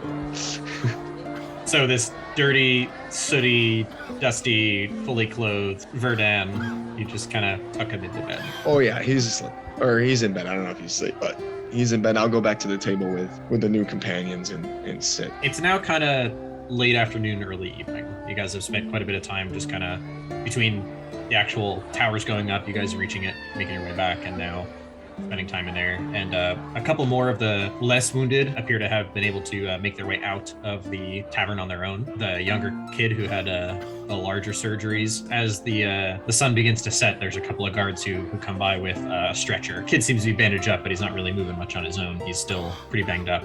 And so they kind of gently roll him onto the stretcher, and you can hear him kind of cry out from the pain of his wounds as they move him, but then he kind of settles down as they kind of take him out. And the Tabaxi start coming in, and they're coming out with like mops, rags, the whole shebang, and start cleaning everything, and start rearranging the tables and the chairs. And they even kind of like come over to you guys where you guys are standing, and they're like gesture at the stool silently, just kind of take it, bring it back to the bar. That's my cue. I secured us rooms and breakfast in the morning. I hope you all will be here or not. The room is the third one on the left. You guys, have a good night. I'll see you in the morning. I got the room next to it. Folks are welcome to share with me too. Good work there, Clore. Nicely done. Sleep well tonight, okay, buddy? Yeah. And I'll just walk back into the room that conveniently put Renningham to sleep in. And I will gingerly move him to the ground next to the bed. And I will then get in the bed while he hopefully stays asleep on the ground. Love it. Renningham, give me a constitution check. Not a saving throw, just a check. Hey boy. That was a 2. I was overwhelmed with what had happened, about the explosion and seeing all this carnage and soot and destruction, and I may have gone a little too hard on the free drinks, because Renningham, when open tab is mentioned, does not have a lot of self-control. Same. For you, with that roll, a couple things happen. One, in the morning when you do wake up, open tab is the exact memory that you have. It was never a word that was spoken, but it is the exact memory that you have. The second thing is that as Floor gently picks you up and you kind of roll closer to him in his arms, you burp loudly, and it kind of sounds like a wet burp. Clore, for a second, you're like, oh god, no. But he gently puts you on the ground, and you are none the wiser. You are barely cognizant. And so, Clore, you get the whole bed in the room that you're sharing. You already would have had 90% of the bed. He's, whopping 3.5 feet tall, but you know what? Now you have the whole bed back to yourself. He just stinks, man. I had to do it. All right, everyone else. Before leaving this area and headed towards the rest of the place, I'm going to approach one of the Tabaxi and ask if they would like some assistance in cleaning up. This one kind of has the boot and mittens kind of set up where they're mostly black except for their white paws. Their ears kind of turn towards you before they look at you approach. No, it's okay. We clean. It's fine. Do you need anything to sleep? Warm milk. I'm fantastic, thank you. I just thought I would offer extraordinary circumstances. Maybe sometimes it needs. Thank you. Saw that what you did for boy. That was nice. I think everybody does what they can in their own way. Yes. Kind of turns and goes back to cleaning, and tail just kind of going. It's almost like it's moving to the rhythm of its own, music in its head. You just can't hear anything, but you can see it's very rhythmically. It seems very purposeful. Not being familiar with Tabaxi, my character's like, I wonder if they purr. Do you say that out loud? No. Okay. Quick clarification. One of the few questions you don't want to hear from a DM. Do you open the door? Do you say that out loud? Are you sure you want to do that? Basically, yeah. Do you impale yourself on this spear? You know what? Let's go for it. Pen, what are you doing as the evening settles in? I've taken a fascination to Bob and have kind of become his shadow inadvertently. You mentioned coffee, and Penn really loves coffee and is kind of hoping to get him aside at one point to maybe discuss and compare this fine obsession. But Penn, being a nervous wreck on the inside, is uncertain how to approach this conversation. And in all honesty, the whole idea of mechanically healing somebody as opposed to using magic is quite fascinating. It just seems like it shouldn't work, but I'm intrigued. The concept is completely alien to me. So as the evening kind of settles, you see a couple of people who don't seem to be as, they're not wounded, they're not covered in soot and dust, and apparently my brain said smut. Apparently they're not covered in smut. Got gaping holes, got smut. Anyway, they don't seem to be covered in soot and mud and gunk. They seem to be a little bit more well together. And they kind of like they open the door and kind of like knock in the doorway, and they're like, Is open for business? We get some drink tonight? by this point, most of the tables have been kind of put back together, and the Tabaxi are wrapping up, cleaning up. And Yes, come on in. before long, more patrons are starting to shuffle in. Some actually appear to be wounded, have bandages and other things going on, but they're just, grabbing tables, bellying up to the bar, Oh, did you see what happened? Oh, I don't know. All of a sudden, there was just like things raining from the sky, and guy's like scratching his head, and you can see where, he's actually like getting nastiness out of his hair. He's like, I was not expecting that. No, it's like a big rock. and so they're all starting to kind of murmur and talk about like, Did you see how it happened? No. and the room starts to, which was rather quiet while everyone was cleaning up, is now starting to fill with, more normal tavern noise, more normal tavern level. Stuff falling from the sky. Interesting. What falls from the sky? Birds. Rocks, moons, birds. Really small rocks. Really small rocks. Theo, anything for you as evening settles in? Yeah, Theo is still not at the point where he's going to be able to sleep yet. He's usually like an early to bed, early to rise type, but today was an unusual sort of day for him. So he's going to kind of stay up until he starts feeling tired, but like hearing the folks starting to kind of talk about what happened, he's going to kind of approach that table with the guy who's pulling the gunk out of his hair and stuff and ask if he can pull up a seat. Hey, you mind if I take a seat here, pal? No, not at all. And you can actually now, as they're closer, you can kind of see that wherever he got hit, he has other like small bandages, but something hit his head, and he's scratching like scab and blood out of his hair, like head wound. And they can say, look, I'm awful sorry for what happened to you. And if his companion's injured, just kind of like nod at him too, like, you.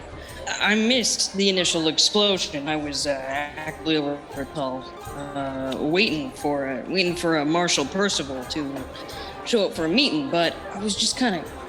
And you don't gotta say nothing if this is too traumatic. I fully understand, but was wondering if maybe you could tell me kind of what happened. All I saw was the aftermath. I'm not sure it was something. What do you said you're sorry for what happened. Do you have anything to do with it? That's because I was just making my way back out from the inner market. You can find some nicer things, and I was making my way out from the inner market. Well, like what? I got a friend who's looking for socks. He mentioned. You don't need to go to the inner market for socks. Well, where would you go in town? Sorry, I'm from out of town. I only been here for 3 days. I come from a small farming community further towards the north. I'm from the Modest Plains. He takes a big drink of his beer, sets it down. So you're telling me that you come in from all the way out of town, 2 days later, building explodes. I get hit with shrapnel. You apologize to me, then say you didn't have anything to do with it, and now you're asking me where to buy socks. I mean, yeah, that's exactly what happened. That's the procedure. And he pauses to think if that's the right word. That's the procedure for what happened. Looks yeah. over at the bar.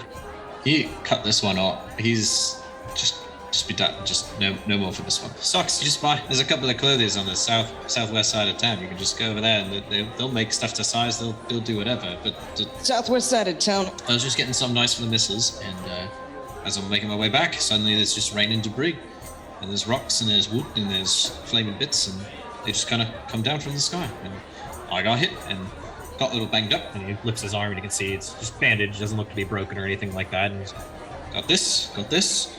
They're on my back. But other people were a little worse for wear. Not the nicest thing I've ever seen, but a lot of people died. I didn't see any of that. I was lucky, I guess, in that regard. It's a mess. I got out of there as fast as I could. Managed to make it home. Well, I'm sure glad that you and your companion here are okay, relatively speaking. I sure wish you a speedy recovery. I'm gonna need it. If anything around here, the taxes are gonna go up in order to rebuild that building, and it's gonna be a real nightmare. Gets this look on his face and says, Yeah, taxes. I mean, that's the whole reason why I'm here, too. Taxes are really high where I'm from. I can't even imagine what it would have been like if something like this had happened back at my place of residence where I live. Taxes are already really hard for us to meet. Yeah, it's rough all around. These people, they're just taking everything and they're trying to, oh, it's for the betterment of the people. Nah, but I ain't seen any of it. I mean, I got kind of a question here too. So like I said, kind of a touristy type here, looking for work. I heard in passing that the building that blew up had something to do with finance. That's money, right? I heard that too. Some sort of finance building. I've been there once before when they had assessed some things incorrectly, and they were trying to charge me extra, and I was able to go in there and get things all settled. But when folk collect the taxes, is that where they go? I'm sure for part of it, because I had to go there to get things corrected, and they were able to take my payment there. They didn't come to shake me down for it later, so it was close to right. I don't know. There's offices, things like that. I don't think anyone lives there, and I don't know if the money stays there. I know it's not the bank. The central building, that's where the stores are, and then there's also the bank, which has money as well. But tax building, I'm sure, has something. It's interesting to note. All right. Oh, I guess I got one more question. And sorry, this is awfully odd, but you being a local, you're in the know here, and I'd like to buy you and your friend a drink as thanks for tolerating my questions here. But I was wondering if you knew any place in town where I could maybe get a journal. You do some of that writing? Yeah, I know my letters. I mean, I'm not the best with writing, but I got a lot of stuff I'd like to remember, and certainly including, what happened today. I don't really got any way to record it all, so I figure before I leave town, I should... Some sort of general store will be able to help you out. tries to collect his thoughts, takes another drink. If it ain't worth remembering, you're not gonna remember it. So there's no point writing it down. Yeah. Just kind of a general store, probably find something. They can point you in the right direction. I never done no writing. all right, well, thank you. Thank you very much, sirs. I hope that you both have a good evening. What can I get for you?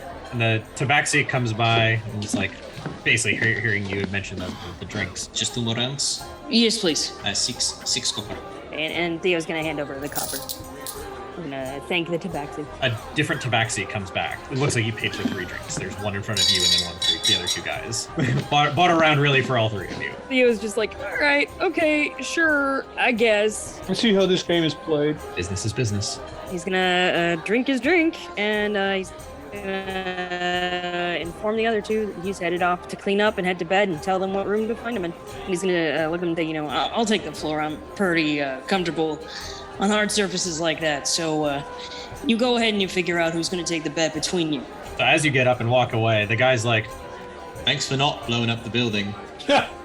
And Theo's gonna chuckle. He's gonna say, I don't think I'd ever be able to tolerate doing something like that. Barn fire's bad enough, but you're welcome, pal. You're welcome. as he said it, a couple other heads kind of turned and looked at you.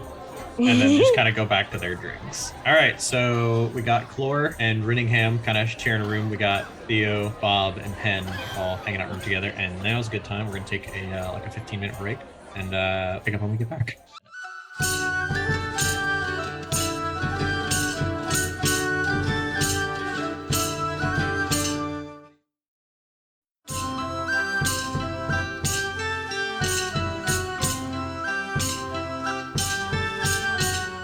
We are back. Just before the break, Theo had their finger up to be like, hey, there's a thing I wanted to say, as they were going off That's to their alright, I can wait character's for the room. morning. Okay. As you guys were heading off to the your rooms, you did notice that the different rooms the other rooms that are reserved out appear to have a lot of those more well-dressed people who are helping, deal with some of the wounded and helping clean and take care of the wounds and things. That is a lot of who you were seems to be sharing the space with, medical staff. All right, so do you guys have anything you want to do during the night, or is it just kind of sleep and head for morning? I wake up sometime a few hours before the sun and chug just as much water as I can get my hands on. You wake up and you find yourself on the floor of the bedroom you don't recognize or remember entering, covered in soot and grime and ash and grossness. Inside the room, you don't really see anything for terms of drinks. So I assume I have a water skin in my effects, my bags. Yeah, roll me some percentile dice. Oh baby. Yeah, it's about half full. 70. You do have your water skin. There does appear to be some water in it, and as you drink it, it's definitely helping with the thirst. It is, however, a little bit stagnant. You're realizing that you've kind of had that water in there for a while. It's nectar from the gods as far as I'm concerned. I drain the whole thing, roll over, go back to sleep. I was so desperately hoping it would be filled with blood wine. That would have definitely made things interesting. I had some other ideas for if you rolled low, but you know what? That would have been a good one. Anyone else throughout the night? Chloe, you'd raise your hand for a second, so I thought you were going to say something. Are you good? Oh, I was just saying, give me that long rest. I'm good. All right, yeah. You guys all get a long rest. Oh wow, we officially get through it. Sweet. I know. Your first actual in-game day. We're only, 6-ish hours into play. What's, a day's 24 hours, so we're still ahead of schedule. That is true. You guys are technically ahead of schedule, and as we all know, technically correct is the best kind of correct. The night kind of goes on uneventfully. No repeat explosions, as far as you guys are aware. And the morning comes around, and sun starts to kind of go through the windows, and you can start to hear, it's getting early, as the morning begins, some hustle and bustle down in the tavern layer, basically underneath your feet. I'm definitely down there early enough to get that breakfast that I was promised by the barkeep. Theo's an early riser too, so he'd be down there too. So you guys kind of each peek your heads out of your rooms and and head down. You can see a lot of those well-dressed medical personnel. Clothes are all cleaned up. They don't seem to have much in terms of any packs or equipment with them. They're, chowing down, eating away, and where do you guys go and sit? Are there any tables? There's a couple tables, and there's also some space at the bar. Yeah, that corner's enough, open tables that we big were in last time, where everybody was sitting at. Yeah, basically you guys were in the back corner-ish spot, so they just take over that spot, and it's able to, seat all 5 of you. 2 of you get there, and the Tabaxi just kind of comes over. This one is mostly white with some tan banding. They just kind of come over and they plop on the table a couple glasses of water, a plate of what appears to be scrambled eggs, and then another plate of just warmed bread. Oh, I go to town like I've never seen food in my entire life. I think it's all for me. I clean it up. Theo's gonna eat a little bit slower. He's gonna think the Tabaxi first. But while Clora is chowing down, Theo's gonna mention part of his conversation last night. He's gonna say, Yeah, I asked another person afterwards about that building that caught fire and exploded. They told me that that's where all the taxes go, or at least some of them. That's where you would go to correct issues with your taxes and such. Not sure if there was any money there or anything, but it doesn't seem like the type of building that would normally just, So, are you saying somebody was mad about paying taxes, or are you saying it was a coincidence and that we should go see if we can get some money? I'm not saying that we should go get some money. Stealing is bad. That would be absolutely terrible. You want to get money, you got to earn it the right way. You know what I mean? Yeah, sure. But, I was appalled that you would suggest such a thing, honestly. I would never. I think that's got to be a miscommunication here. I mean, I don't think it's right to take money that don't belong to you. But then again, I think that some people think that might be what the deal with taxes is. Because the guy that I spoke to mentioned that they're going to have to increase taxes in the city again to account for what happened to that building. But I guess that the taxes were already pretty darn high because he mentioned there was rough times all around. Sounds like financial mismanagement to me. Oh, morning, Bob. and Theo's gonna kind of nod at you and gesture to the food and say, "How you sleep?" I slept well. What do we got here? Looks like some eggs. Okay, cool. Eggs and toast. It looks like the breakfast of champions. Shall we dig in?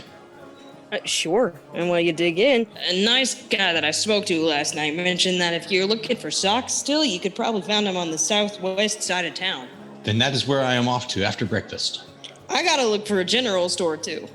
As you sit down, Bob, the Tabaxi comes by and puts a thing of water and gives you some eggs and some more warmed bread. This Tabaxi is like different shades of brown, kind of just patchy all over. Again, you've never seen the same Tabaxi twice in this place. Now, of course, I say thank you like a good guest, and in my head, not said out loud, I wonder what would happen if I scratched behind their ears.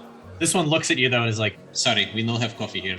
and kind of goes off. Man, they pay attention. Pen, you were saying something? I would say just shortly after, Hen comes schlepping down in a disgruntled mess of ragamuffin, and his tail just kind of flopping down the stairs. Theo's gonna wave. He's gonna say, Morning, Finn. Pull up a chair. We got food. It's nice and hot and fills the belly. And just nods and sits down and waits for food to appear. Do you actually sit down with them, or do you just sit down at like the closest chair to where you came down the stairs? Probably the closest chair that came down the stairs. Not a morning person. Too much effort. Another Tabaxi comes up. You describe this Tabaxi. Why not? What Tabaxi comes over and serves you water, eggs, and warm bread? It's a dark gray tabaxi that has black flecks in their fur, a very, very pertinent pink nose. Okay. Kind of comes down, serves your stuff, and just kind of heads off. Another one kind of comes down and starts taking plates away from the empty plates away from the medical personnel. Now that it's not a ruckus of people getting healed and surgeryed upon. It seems to be quite the collection of individuals. It's a couple of half orcs, and then the rest appear to be human. And looking at their garb, the humans all appear to be wearing like white and gray, and then the half orcs are wearing like white and like a navy blue. Like the torso section is like a navy blue, and the sleeves are white. Whereas on the humans, it's gray on the center. It's almost like they're wearing a uniform or a habit of sort. And there's also a half elf who's dressed similarly to the humans. Is there any reason we should suspect that this attire would be affiliated with a city-sponsored organization or a privately sponsored organization? Assuming that there's an organization, because nobody dresses alike for no reason at all. They on a team or something? Yeah. They're the city baseball team. They're the lumberjacks. They do medical stuff on their downtime. Gotta learn sports med. Bob, give me a history check. All right. 21, not too bad. So yeah, you're thinking about it, it's like the fact that they were here, the guards were guarding them, they seem to be, not interrupting or interceding on each other's behalf. You suspect that if this wasn't a directly state-sponsored group of people, it's definitely people who are integrated enough that, they came out to assist with the situation. So they definitely appear to be all part of the similar organization, and they're part of the deal with the guards. Okay, we'll work with that. So Theo, what were you saying about the taxation? Right. If the building blew up where the taxes were, but nobody was running into the building for the money, so it must have been a planned hit, because if they were trying to get their money back, or if there was a revolt, right, there would be people trying to Make a run on the building, right? Right. Exactly. So- I mean, presumably. Did the guy say anything about, like if there was anybody specific in the building, like a person? Well, he didn't mention much. It's offices mostly, is what I gathered, and that's where he'd go. For example, the gentleman that I spoke to mentioned that's where you go to fix issues with forms and such that the government makes you fill out. You got a problem, you go there to fill out the information rather than, well, how do you put it? Them coming to collect from you directly. He didn't use those words, different words, but the way that he made it sounds like even here the taxes were already pretty high. The guy that I spoke to didn't see much, but that's what he told me, is that's where the taxes are. And then he said the other money would be at the bank, which was in the central building, which was in a different part of the town. No news of the bank having any issues, right? So either that's going to happen today, or we missed all the action.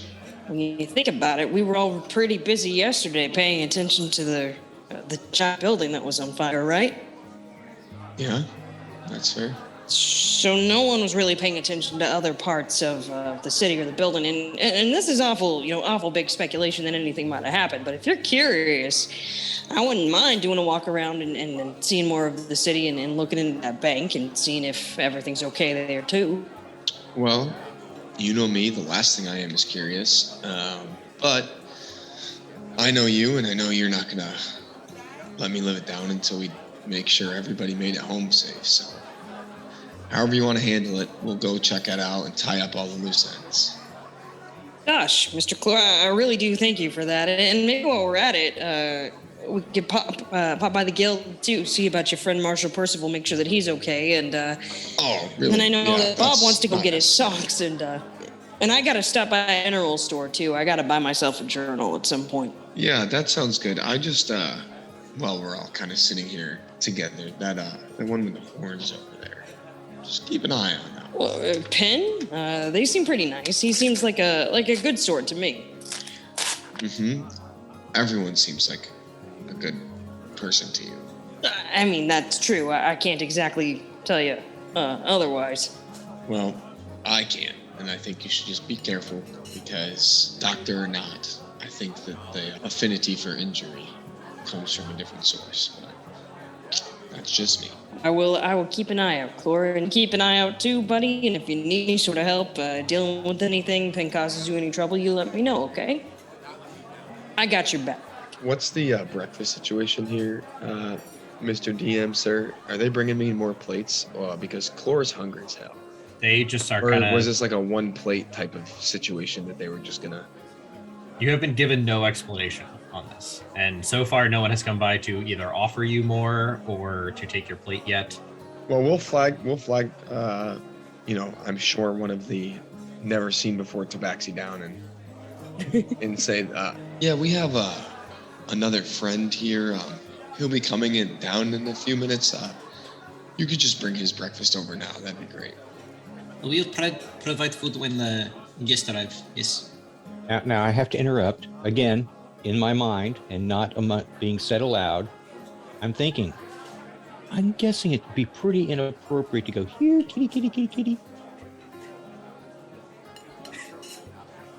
yes. Anyway, Sorry, I can't help it. I got cat brain. Fleur, describe to me this Tabaxi that you're talking to. Oh, this Tabaxi. Yeah, I definitely wave down the on the blonder side, but really when you look at the right angle, it definitely is a little bit shade of red, which they're really self-conscious about because they get a lot of jeers about the reddish tint of their fur, but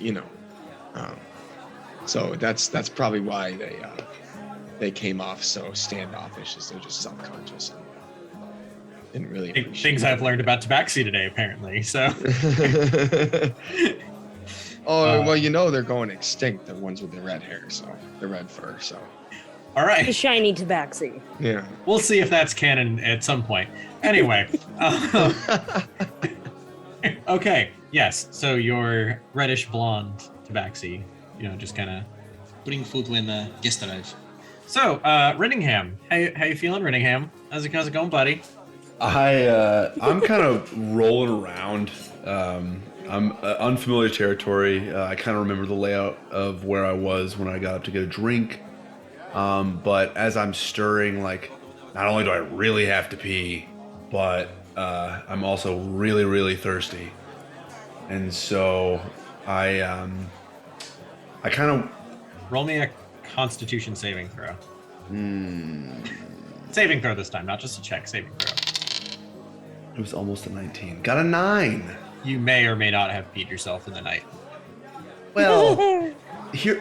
So when I got up to get the drink, It could be sweat. It could be sweat. It's just located in one spot. Could be sweat. Well, and see, here's the thing: is I got up and I do remember thinking, "Oh, hey, I'm going to the bathroom now." There's a strange kind of wet spot on the wall near the corner. Maybe I thought that was a toilet. Nobody can tell, and obviously the pants didn't get all the way back on anyway. So I working my way down the stairs looking for something to drink, and I kind of see the table that has all the people that seem familiar. I remember them somewhat from last night. I work my way over and I just sit down and I see that there's a plate of food and there's a few drinks of whatever liquid. I grab it and I drink it and I get some of the food and I eat it. So, Pen, you're sitting there at the table closest to the stairs, and you watch as this tiny green Verdan with a big wet spot in the middle of his pants. Slightly large wet. It's not huge. I mean, it's relative to you. You're a Verdan. You're 3 foot tall. Like I sat in a puddle and then I put my pants on backwards. Just kind of looks around, like doesn't seem to pay any mind to the fact that he is still also like covered in ash and soot and nasty. And then goes ahead and just kind of doesn't even say hi to you, just kind of looks past you, goes to the other table. The way you just described it, you just basically sat down and started chowing down on someone else's food. Well, it was an unattended plate. I sit down, I see the table, no one's actively eating the food, and so I think, they must be done. Leftovers. This green Verdan sits next to you and just kind of pulls your plate over. It doesn't say anything, just kind of pulls your plate over. Your barely touched glass of water is just now like being chugged, and the bread that you'd kind of set closer to the middle of the table, I guess is now perceived as like free game, and he's just plowing down your food. You had to leave the fork on the left side, just for him to sit on your left side and be like, oh, I guess that's my fork, and just kind of. Well, Theo is left-handed, so he just kind of like stares at Reddington, and he's like, Good morning, Reddington. How are you, how's your head, pal?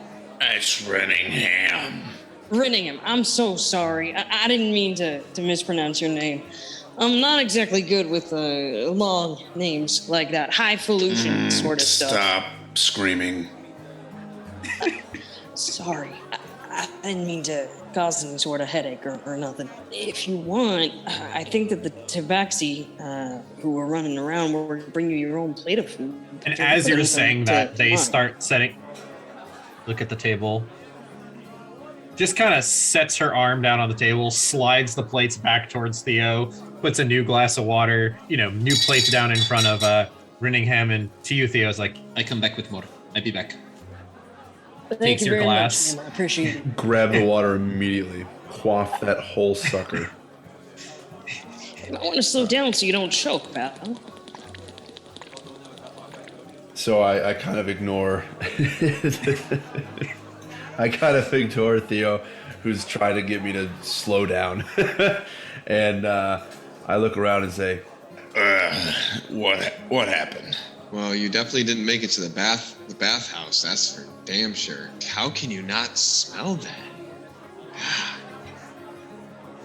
When you've been on the road, as long as I have, smells are all very, very subjective. Yeah, but even for you, I mean, with the... I understand. I would be able to smell many smells, and they are all subjective. Well, it is my subjective opinion that you should find the nearest bath. After breakfast. So what happened last night? What did I miss? As you ask that, another Tabaxi comes up, and this one has like distinctly like bright red fur. And it's honestly a bit fluffier than the rest of the ones that you've seen, where they're kind of more like shorter hair and kind of more lithe. And this one walks up, just kind of looks at you. Ren, you drank too much. Piss yourself. You ask for where bath is. You never take bath. That is your evening. Also, you boisterous. You stood on chair and tried to say who your name was like 15 times. I'm taking your plate. That definitely happened. Yes, that. And what is my name? I don't care. Walks away. Renningham, Rackfordshire House the Fourth. Got it that time. I'm glad someone was listening. Well, it was kind of hard to miss. Pen, in the corner of the tavern, the group of people that you were kind of hanging out with a little bit yesterday, they're just kind of chilling and doing their thing. What's going on with you with your plate of food and your drink? Pen has mowed down on everything as quickly as humanly possible for a sleepy, half-demonic slug of a person in the morning. And upon gaining enough energy to blink appropriately and take in their facilities more, decides to meander their way back over to the crowd, the group, and engage. Another tabaxi walks by, all white, Just because you sit here does not mean the second plate of food unless you pay for it. and just keeps moving. So I'm kind of shoveling food, and I see Penn sit down, and I look up and I say, Goldhorns, you caused the explosion? Kind of as a question. As you say that, you're not being very quiet, and a bunch of the medical people kind of stop talking and look in that corner where you guys are all sitting. Oh, great. Pen raises his eyebrow and just looks at Brenning and then goes, I only just got here. I hadn't even been to that side of town. I can tell this one's going to be trouble. I think that Penn causing that explosion might be an even big speculation than Cloris and my one about possible reasons behind the explosion of the building where the taxes were taken, pal. Maybe you should drink some more water and think it through next time, and we could keep our voices down a bit, you know? I just kind of grumble and grab the next cup of water and chug that as I'm still eating breakfast. Penn, you're kind of a doctor type. You were checking out injured people yesterday. I got a question. Was there anything weird about the injuries? no. All pretty human. Good to know. I ain't never been around no one who's been in any sort of explosion or anything. How you feeling today? I didn't much of a chance to ask you yet. These beds aren't my preference. Well, I tell you, they're a little bit too soft for me. I'm used to harder stuff too, so I get you. All right. I am saddened by this establishment's lack of coffee. I hear Theo mention something about hard stuff, and I kind of burp, throw up in my mouth a little bit. Keep it down, but I say, What would a doctor have to do with taxes? Ben raises his eyebrow. What? I don't even pay taxes. So that was where the taxes were kept, and you were the only one near the building. I came over to the building after the explosion just as much as you did. You didn't happen to see anything about the explosion. There was about as much soot and dust as anyone else could see. Well, that guard that Clor spoke to certainly saw the start of the explosion. What did he say again, Clor? The rocks were on fire? Oh yeah, he said that all of a sudden it went from nothing to the people walking by were thrown away from the building, so it was an explosion out from the inside. And then the stone was on fire, which leads me to believe that it had to be some sort of magical attack, because how else do you start stone on fire? Well, and he said it didn't start just little by little, right? It all happened at once? Oh yeah, he said it just one time it wasn't there, and the next time it was there, and and then he started crying, and I kind of lost track of what he was saying. But before the tears and in between the sobs, there were alive people and then dead people, and there was no fire, and then all of a sudden there was fire, and things that should not have been on fire were on fire. So that definitely sounds to me like it was a premeditated attack, considering that you have to figure out a way to light an entire stone building on fire. That doesn't just happen by accident. And gestures at Renningham. See, if it was magic, I can't make anything explode. I don't have that ability. I don't even have fire. does this kind of magic, like, is this a specific kind of magic? Is it common in the realm of, where fireball exists? Is massive explosions and sudden stone catching fire, is that kind of like a familiar magic, or is this like a strange occurrence? That's a very open-ended question. That's a very broad stroke question. Is it in the realm of magic, does it seem like such an advanced piece of magic that only a few people would be able to do it? Does it seem like it's something that anyone would be able to do if they found the right person? Is it kind of like a specialist's spell? Give me an Arcana check. This is see what Renningham might know about. That was a 14. While you have never witnessed anything that can do that personally, it doesn't sound like it's something outside a reasonable possibility. That's something reasonable possibility, but like, is it a common enough occurrence to where anyone that's a magic user could blow up a building, or is it like you need to know the right people? In your time on this planet, you have not witnessed or experienced anything like that or heard of it, anything outside of a war. So it's definitely something it's a lot of effort. Regardless of how it was achieved, it's a lot of effort. Is there a fireplace in this inn? Not that you can see, no. No.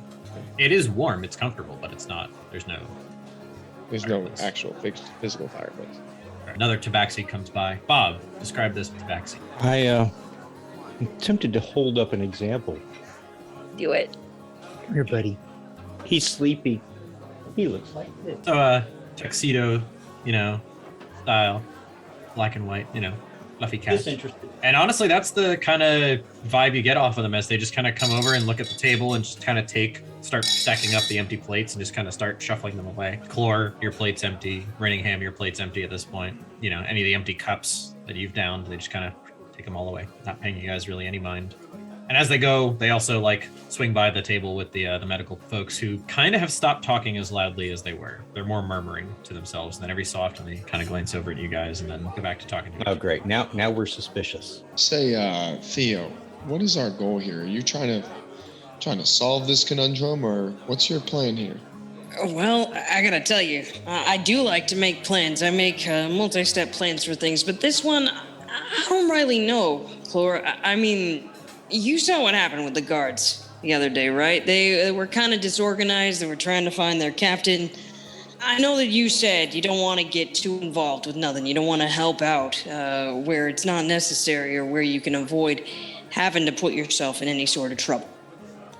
And we got our own goals, too. I mean, just yesterday, you and I were looking for work. And now here we are at a table with some new acquaintances having witnessed the aftermath of a building blowing up. But you know me from when we traveled together. I am just a bit curious. I'd like to, at the very least, see if maybe there's anything more to this. Because I may not know a lot, or I may not have a lot of experience with the world, right? I come from a small town, like I told you before.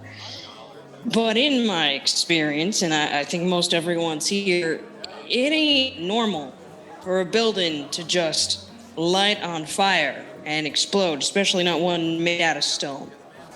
So I'd like to maybe see if there's any teeth to that thought that you and I have been developing here. And if there's not, then that's fine. It's just a little excursion in the city. We can go about our day and get back to what we were doing. But maybe, on the off chance that there is something, we ought to let the proper people know.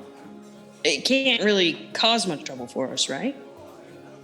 I mean, I think you can find trouble anywhere, but, I think that if that will put your mind at ease and keep us moving in the right direction, I think our only option really is to go back to the starting point and see if we can figure out what happened. I mean, the guard gave us kind of a jumping point, saying that, the information about the building and everything. I think what we need to do is figure out, more about the people who were in this building or who worked at this building. Right. The only What way to do happened? that is to go back to the building. So We'll go back to the building? Right, exactly. Yeah. Take a look around there, and if we think that there's anything suspicious, maybe we also go and check out that other central building, too.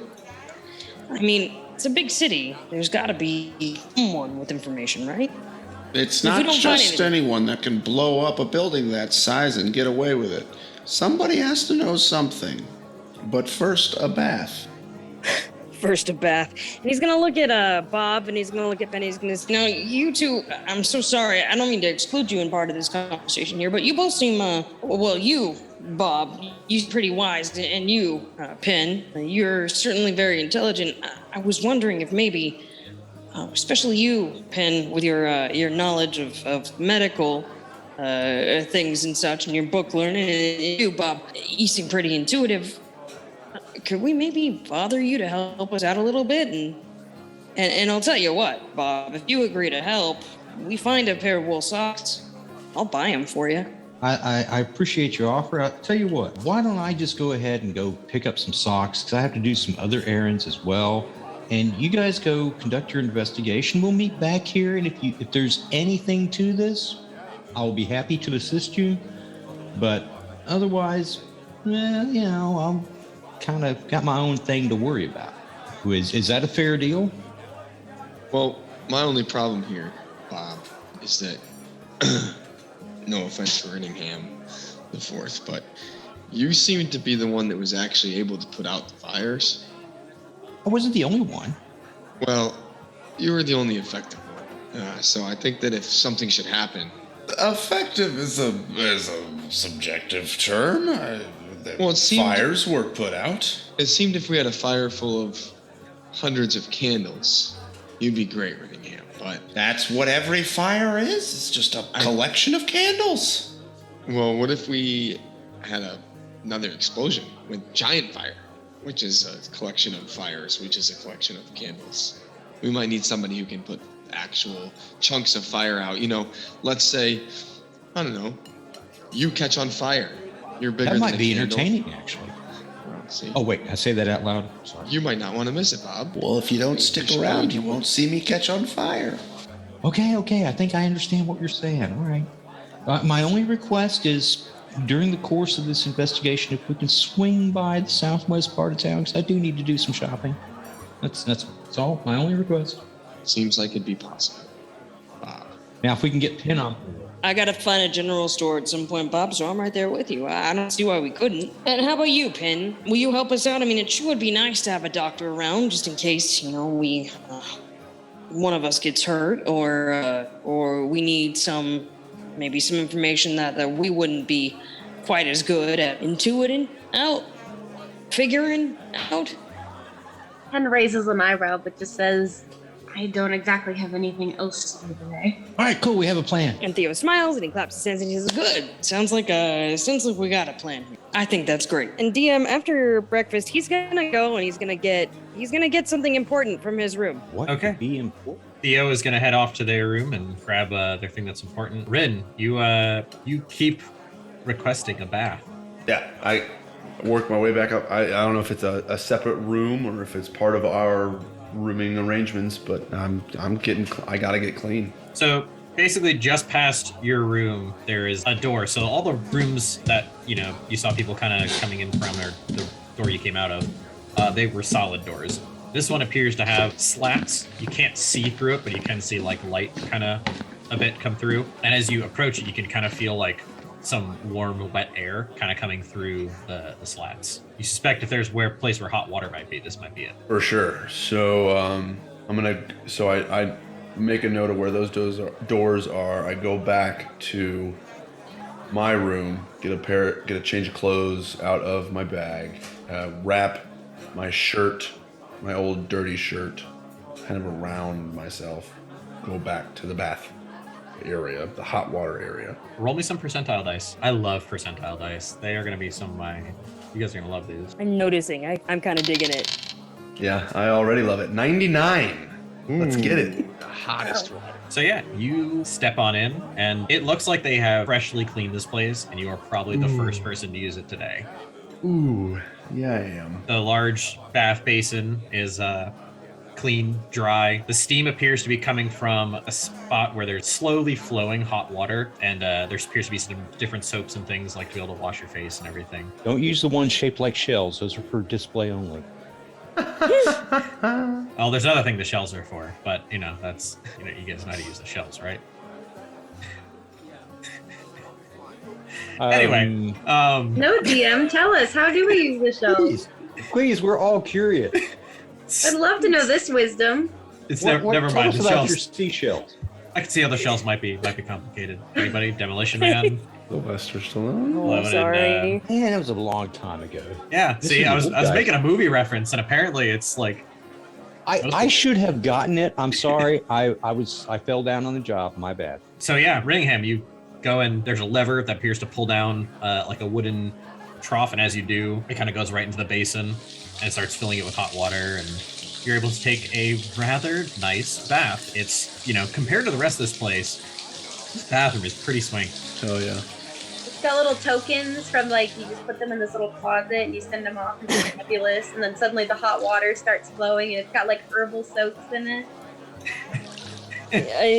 Okay, I get that reference. I understood that reference. I understood that reference.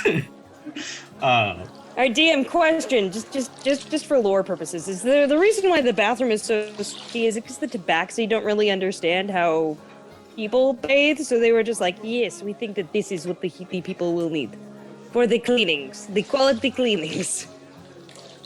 I'm going to say the answer to that question is no, but there is a reason for it. Another mystery to solve at a For different me to time. know and you to find out, maybe, if you guys find it. So, anyway, Brittingham, after I get many hella clean. many months on the road, this is probably the nicest bath you've been in ages. You guys are all waiting for an inordinate amount of time, where you guys are thinking, like, you know, for a guy who's only 3.5 foot tall, for him to go in and be able to, like, wash himself off, because none of you guys have actually been in this bathroom, that, you know, why is he taking longer than 15 minutes? Like, what the hell? It's nearly an hour by the time Brittingham is done. Oh, what is that face for, Brittingham? Is it longer than an hour? An hour bath seems long to begin with. I was thinking like maybe half an hour, 40 minutes. But I guess after disrobing, after a long cleaning, time relaxing. on the road, yeah, that's true. Okay, a good. Gotta clean it. You're not gonna put on dirty clothes again, so you gotta quickly, deal with that a little bit as well. And okay, yeah, full hour. By the time Renningham rejoins the group, Theo will already be down there wearing the leather armor and the work gloves and holding onto a shovel. It's like leaning right up against his leg. Yeah. And has his quarterstaff with him.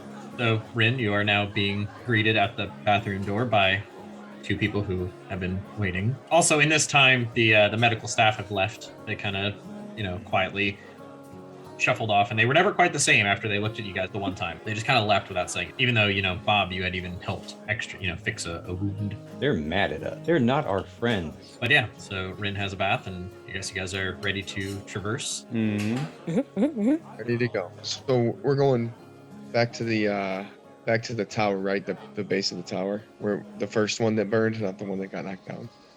That's what you guys said. So.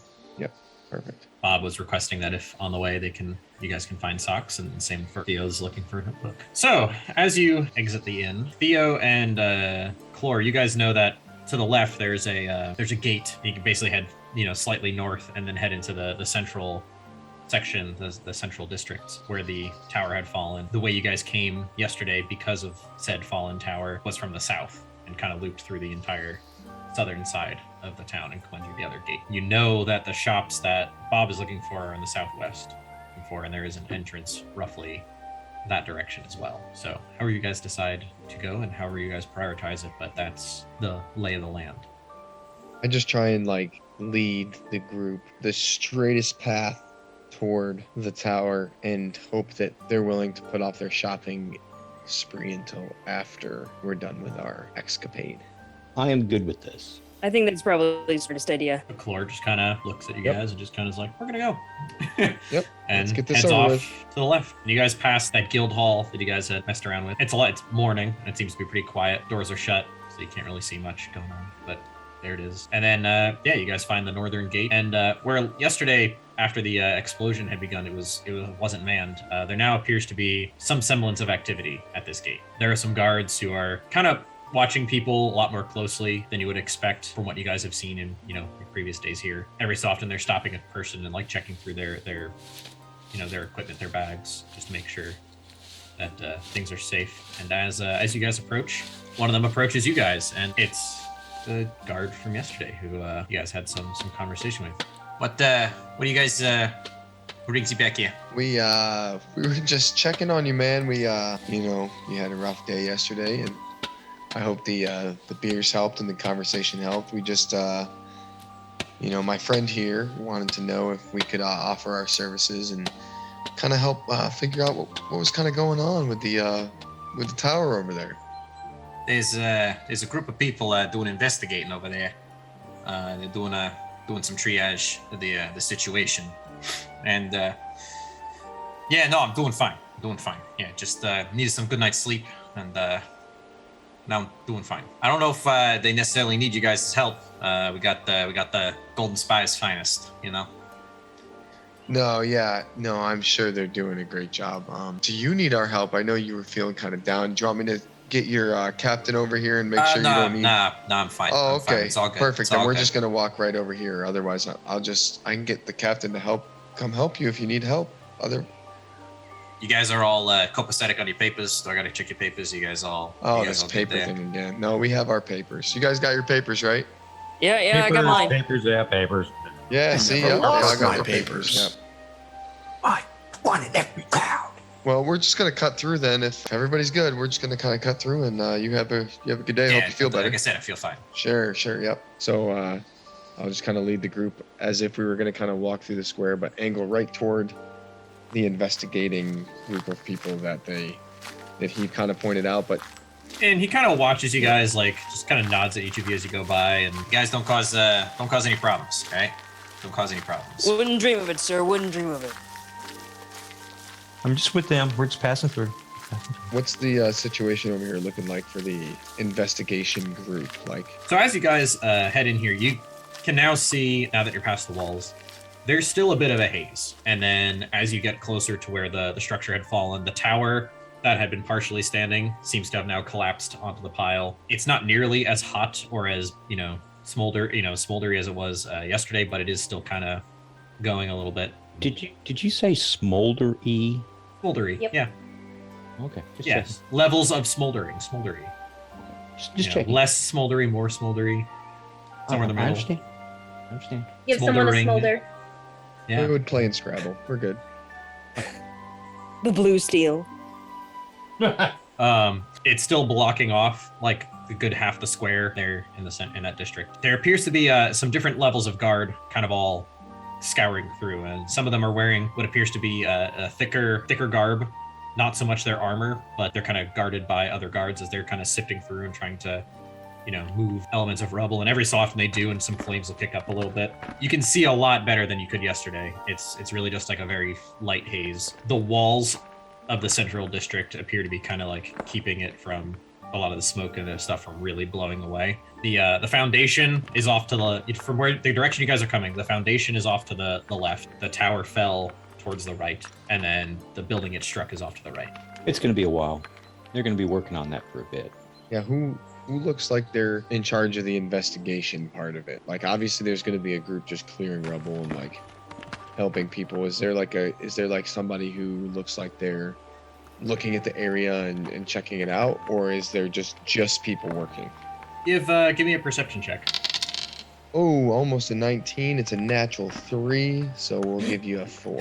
All right, so as you're kind of looking around, and you're realizing that for as much talk as you are about a lot of the things that you say that you know about how to handle certain situations in life, you're realizing that your time growing up, where you have all you can tell is that some of these people have different roles in their hierarchy of being guards or investigators or things like that, but it's honestly very difficult for you to make out who might be who. Everyone seems to kind of be heads down in their tasks. They kind of are all talking to each other in a way that you can't really tell who they're really relaying anything to. It's not something that's naturally coming to you. So I'll look at Theo and be like, hey, what do you see? Do you see what could have caused this thing? Like, I don't know. Or are you ready to go? I think maybe the first part of any investigation, and he pauses here to think for a minute. He says, at least what I can get from the books that my little brother likes to read is actually taking a closer look at things. Now, I think maybe we could check around without getting in the way of the proper investigation team. Maybe the ruins of the first tower, just to see if there's anything that stands out. Now, I'm not skilled with magic. I know plants. I don't know much else. But I think we got some folks here who might be able to scope out anything that looks out of place or disturbed. And certainly, I think, as horrible as this is to say, it might help that, frankly, it's all just a pile of rock now. Certainly easier than walking through the inside of the tower. I'll say that I got us in here, and I'll let you guys figure out what happened, and let me know when you need me to do something.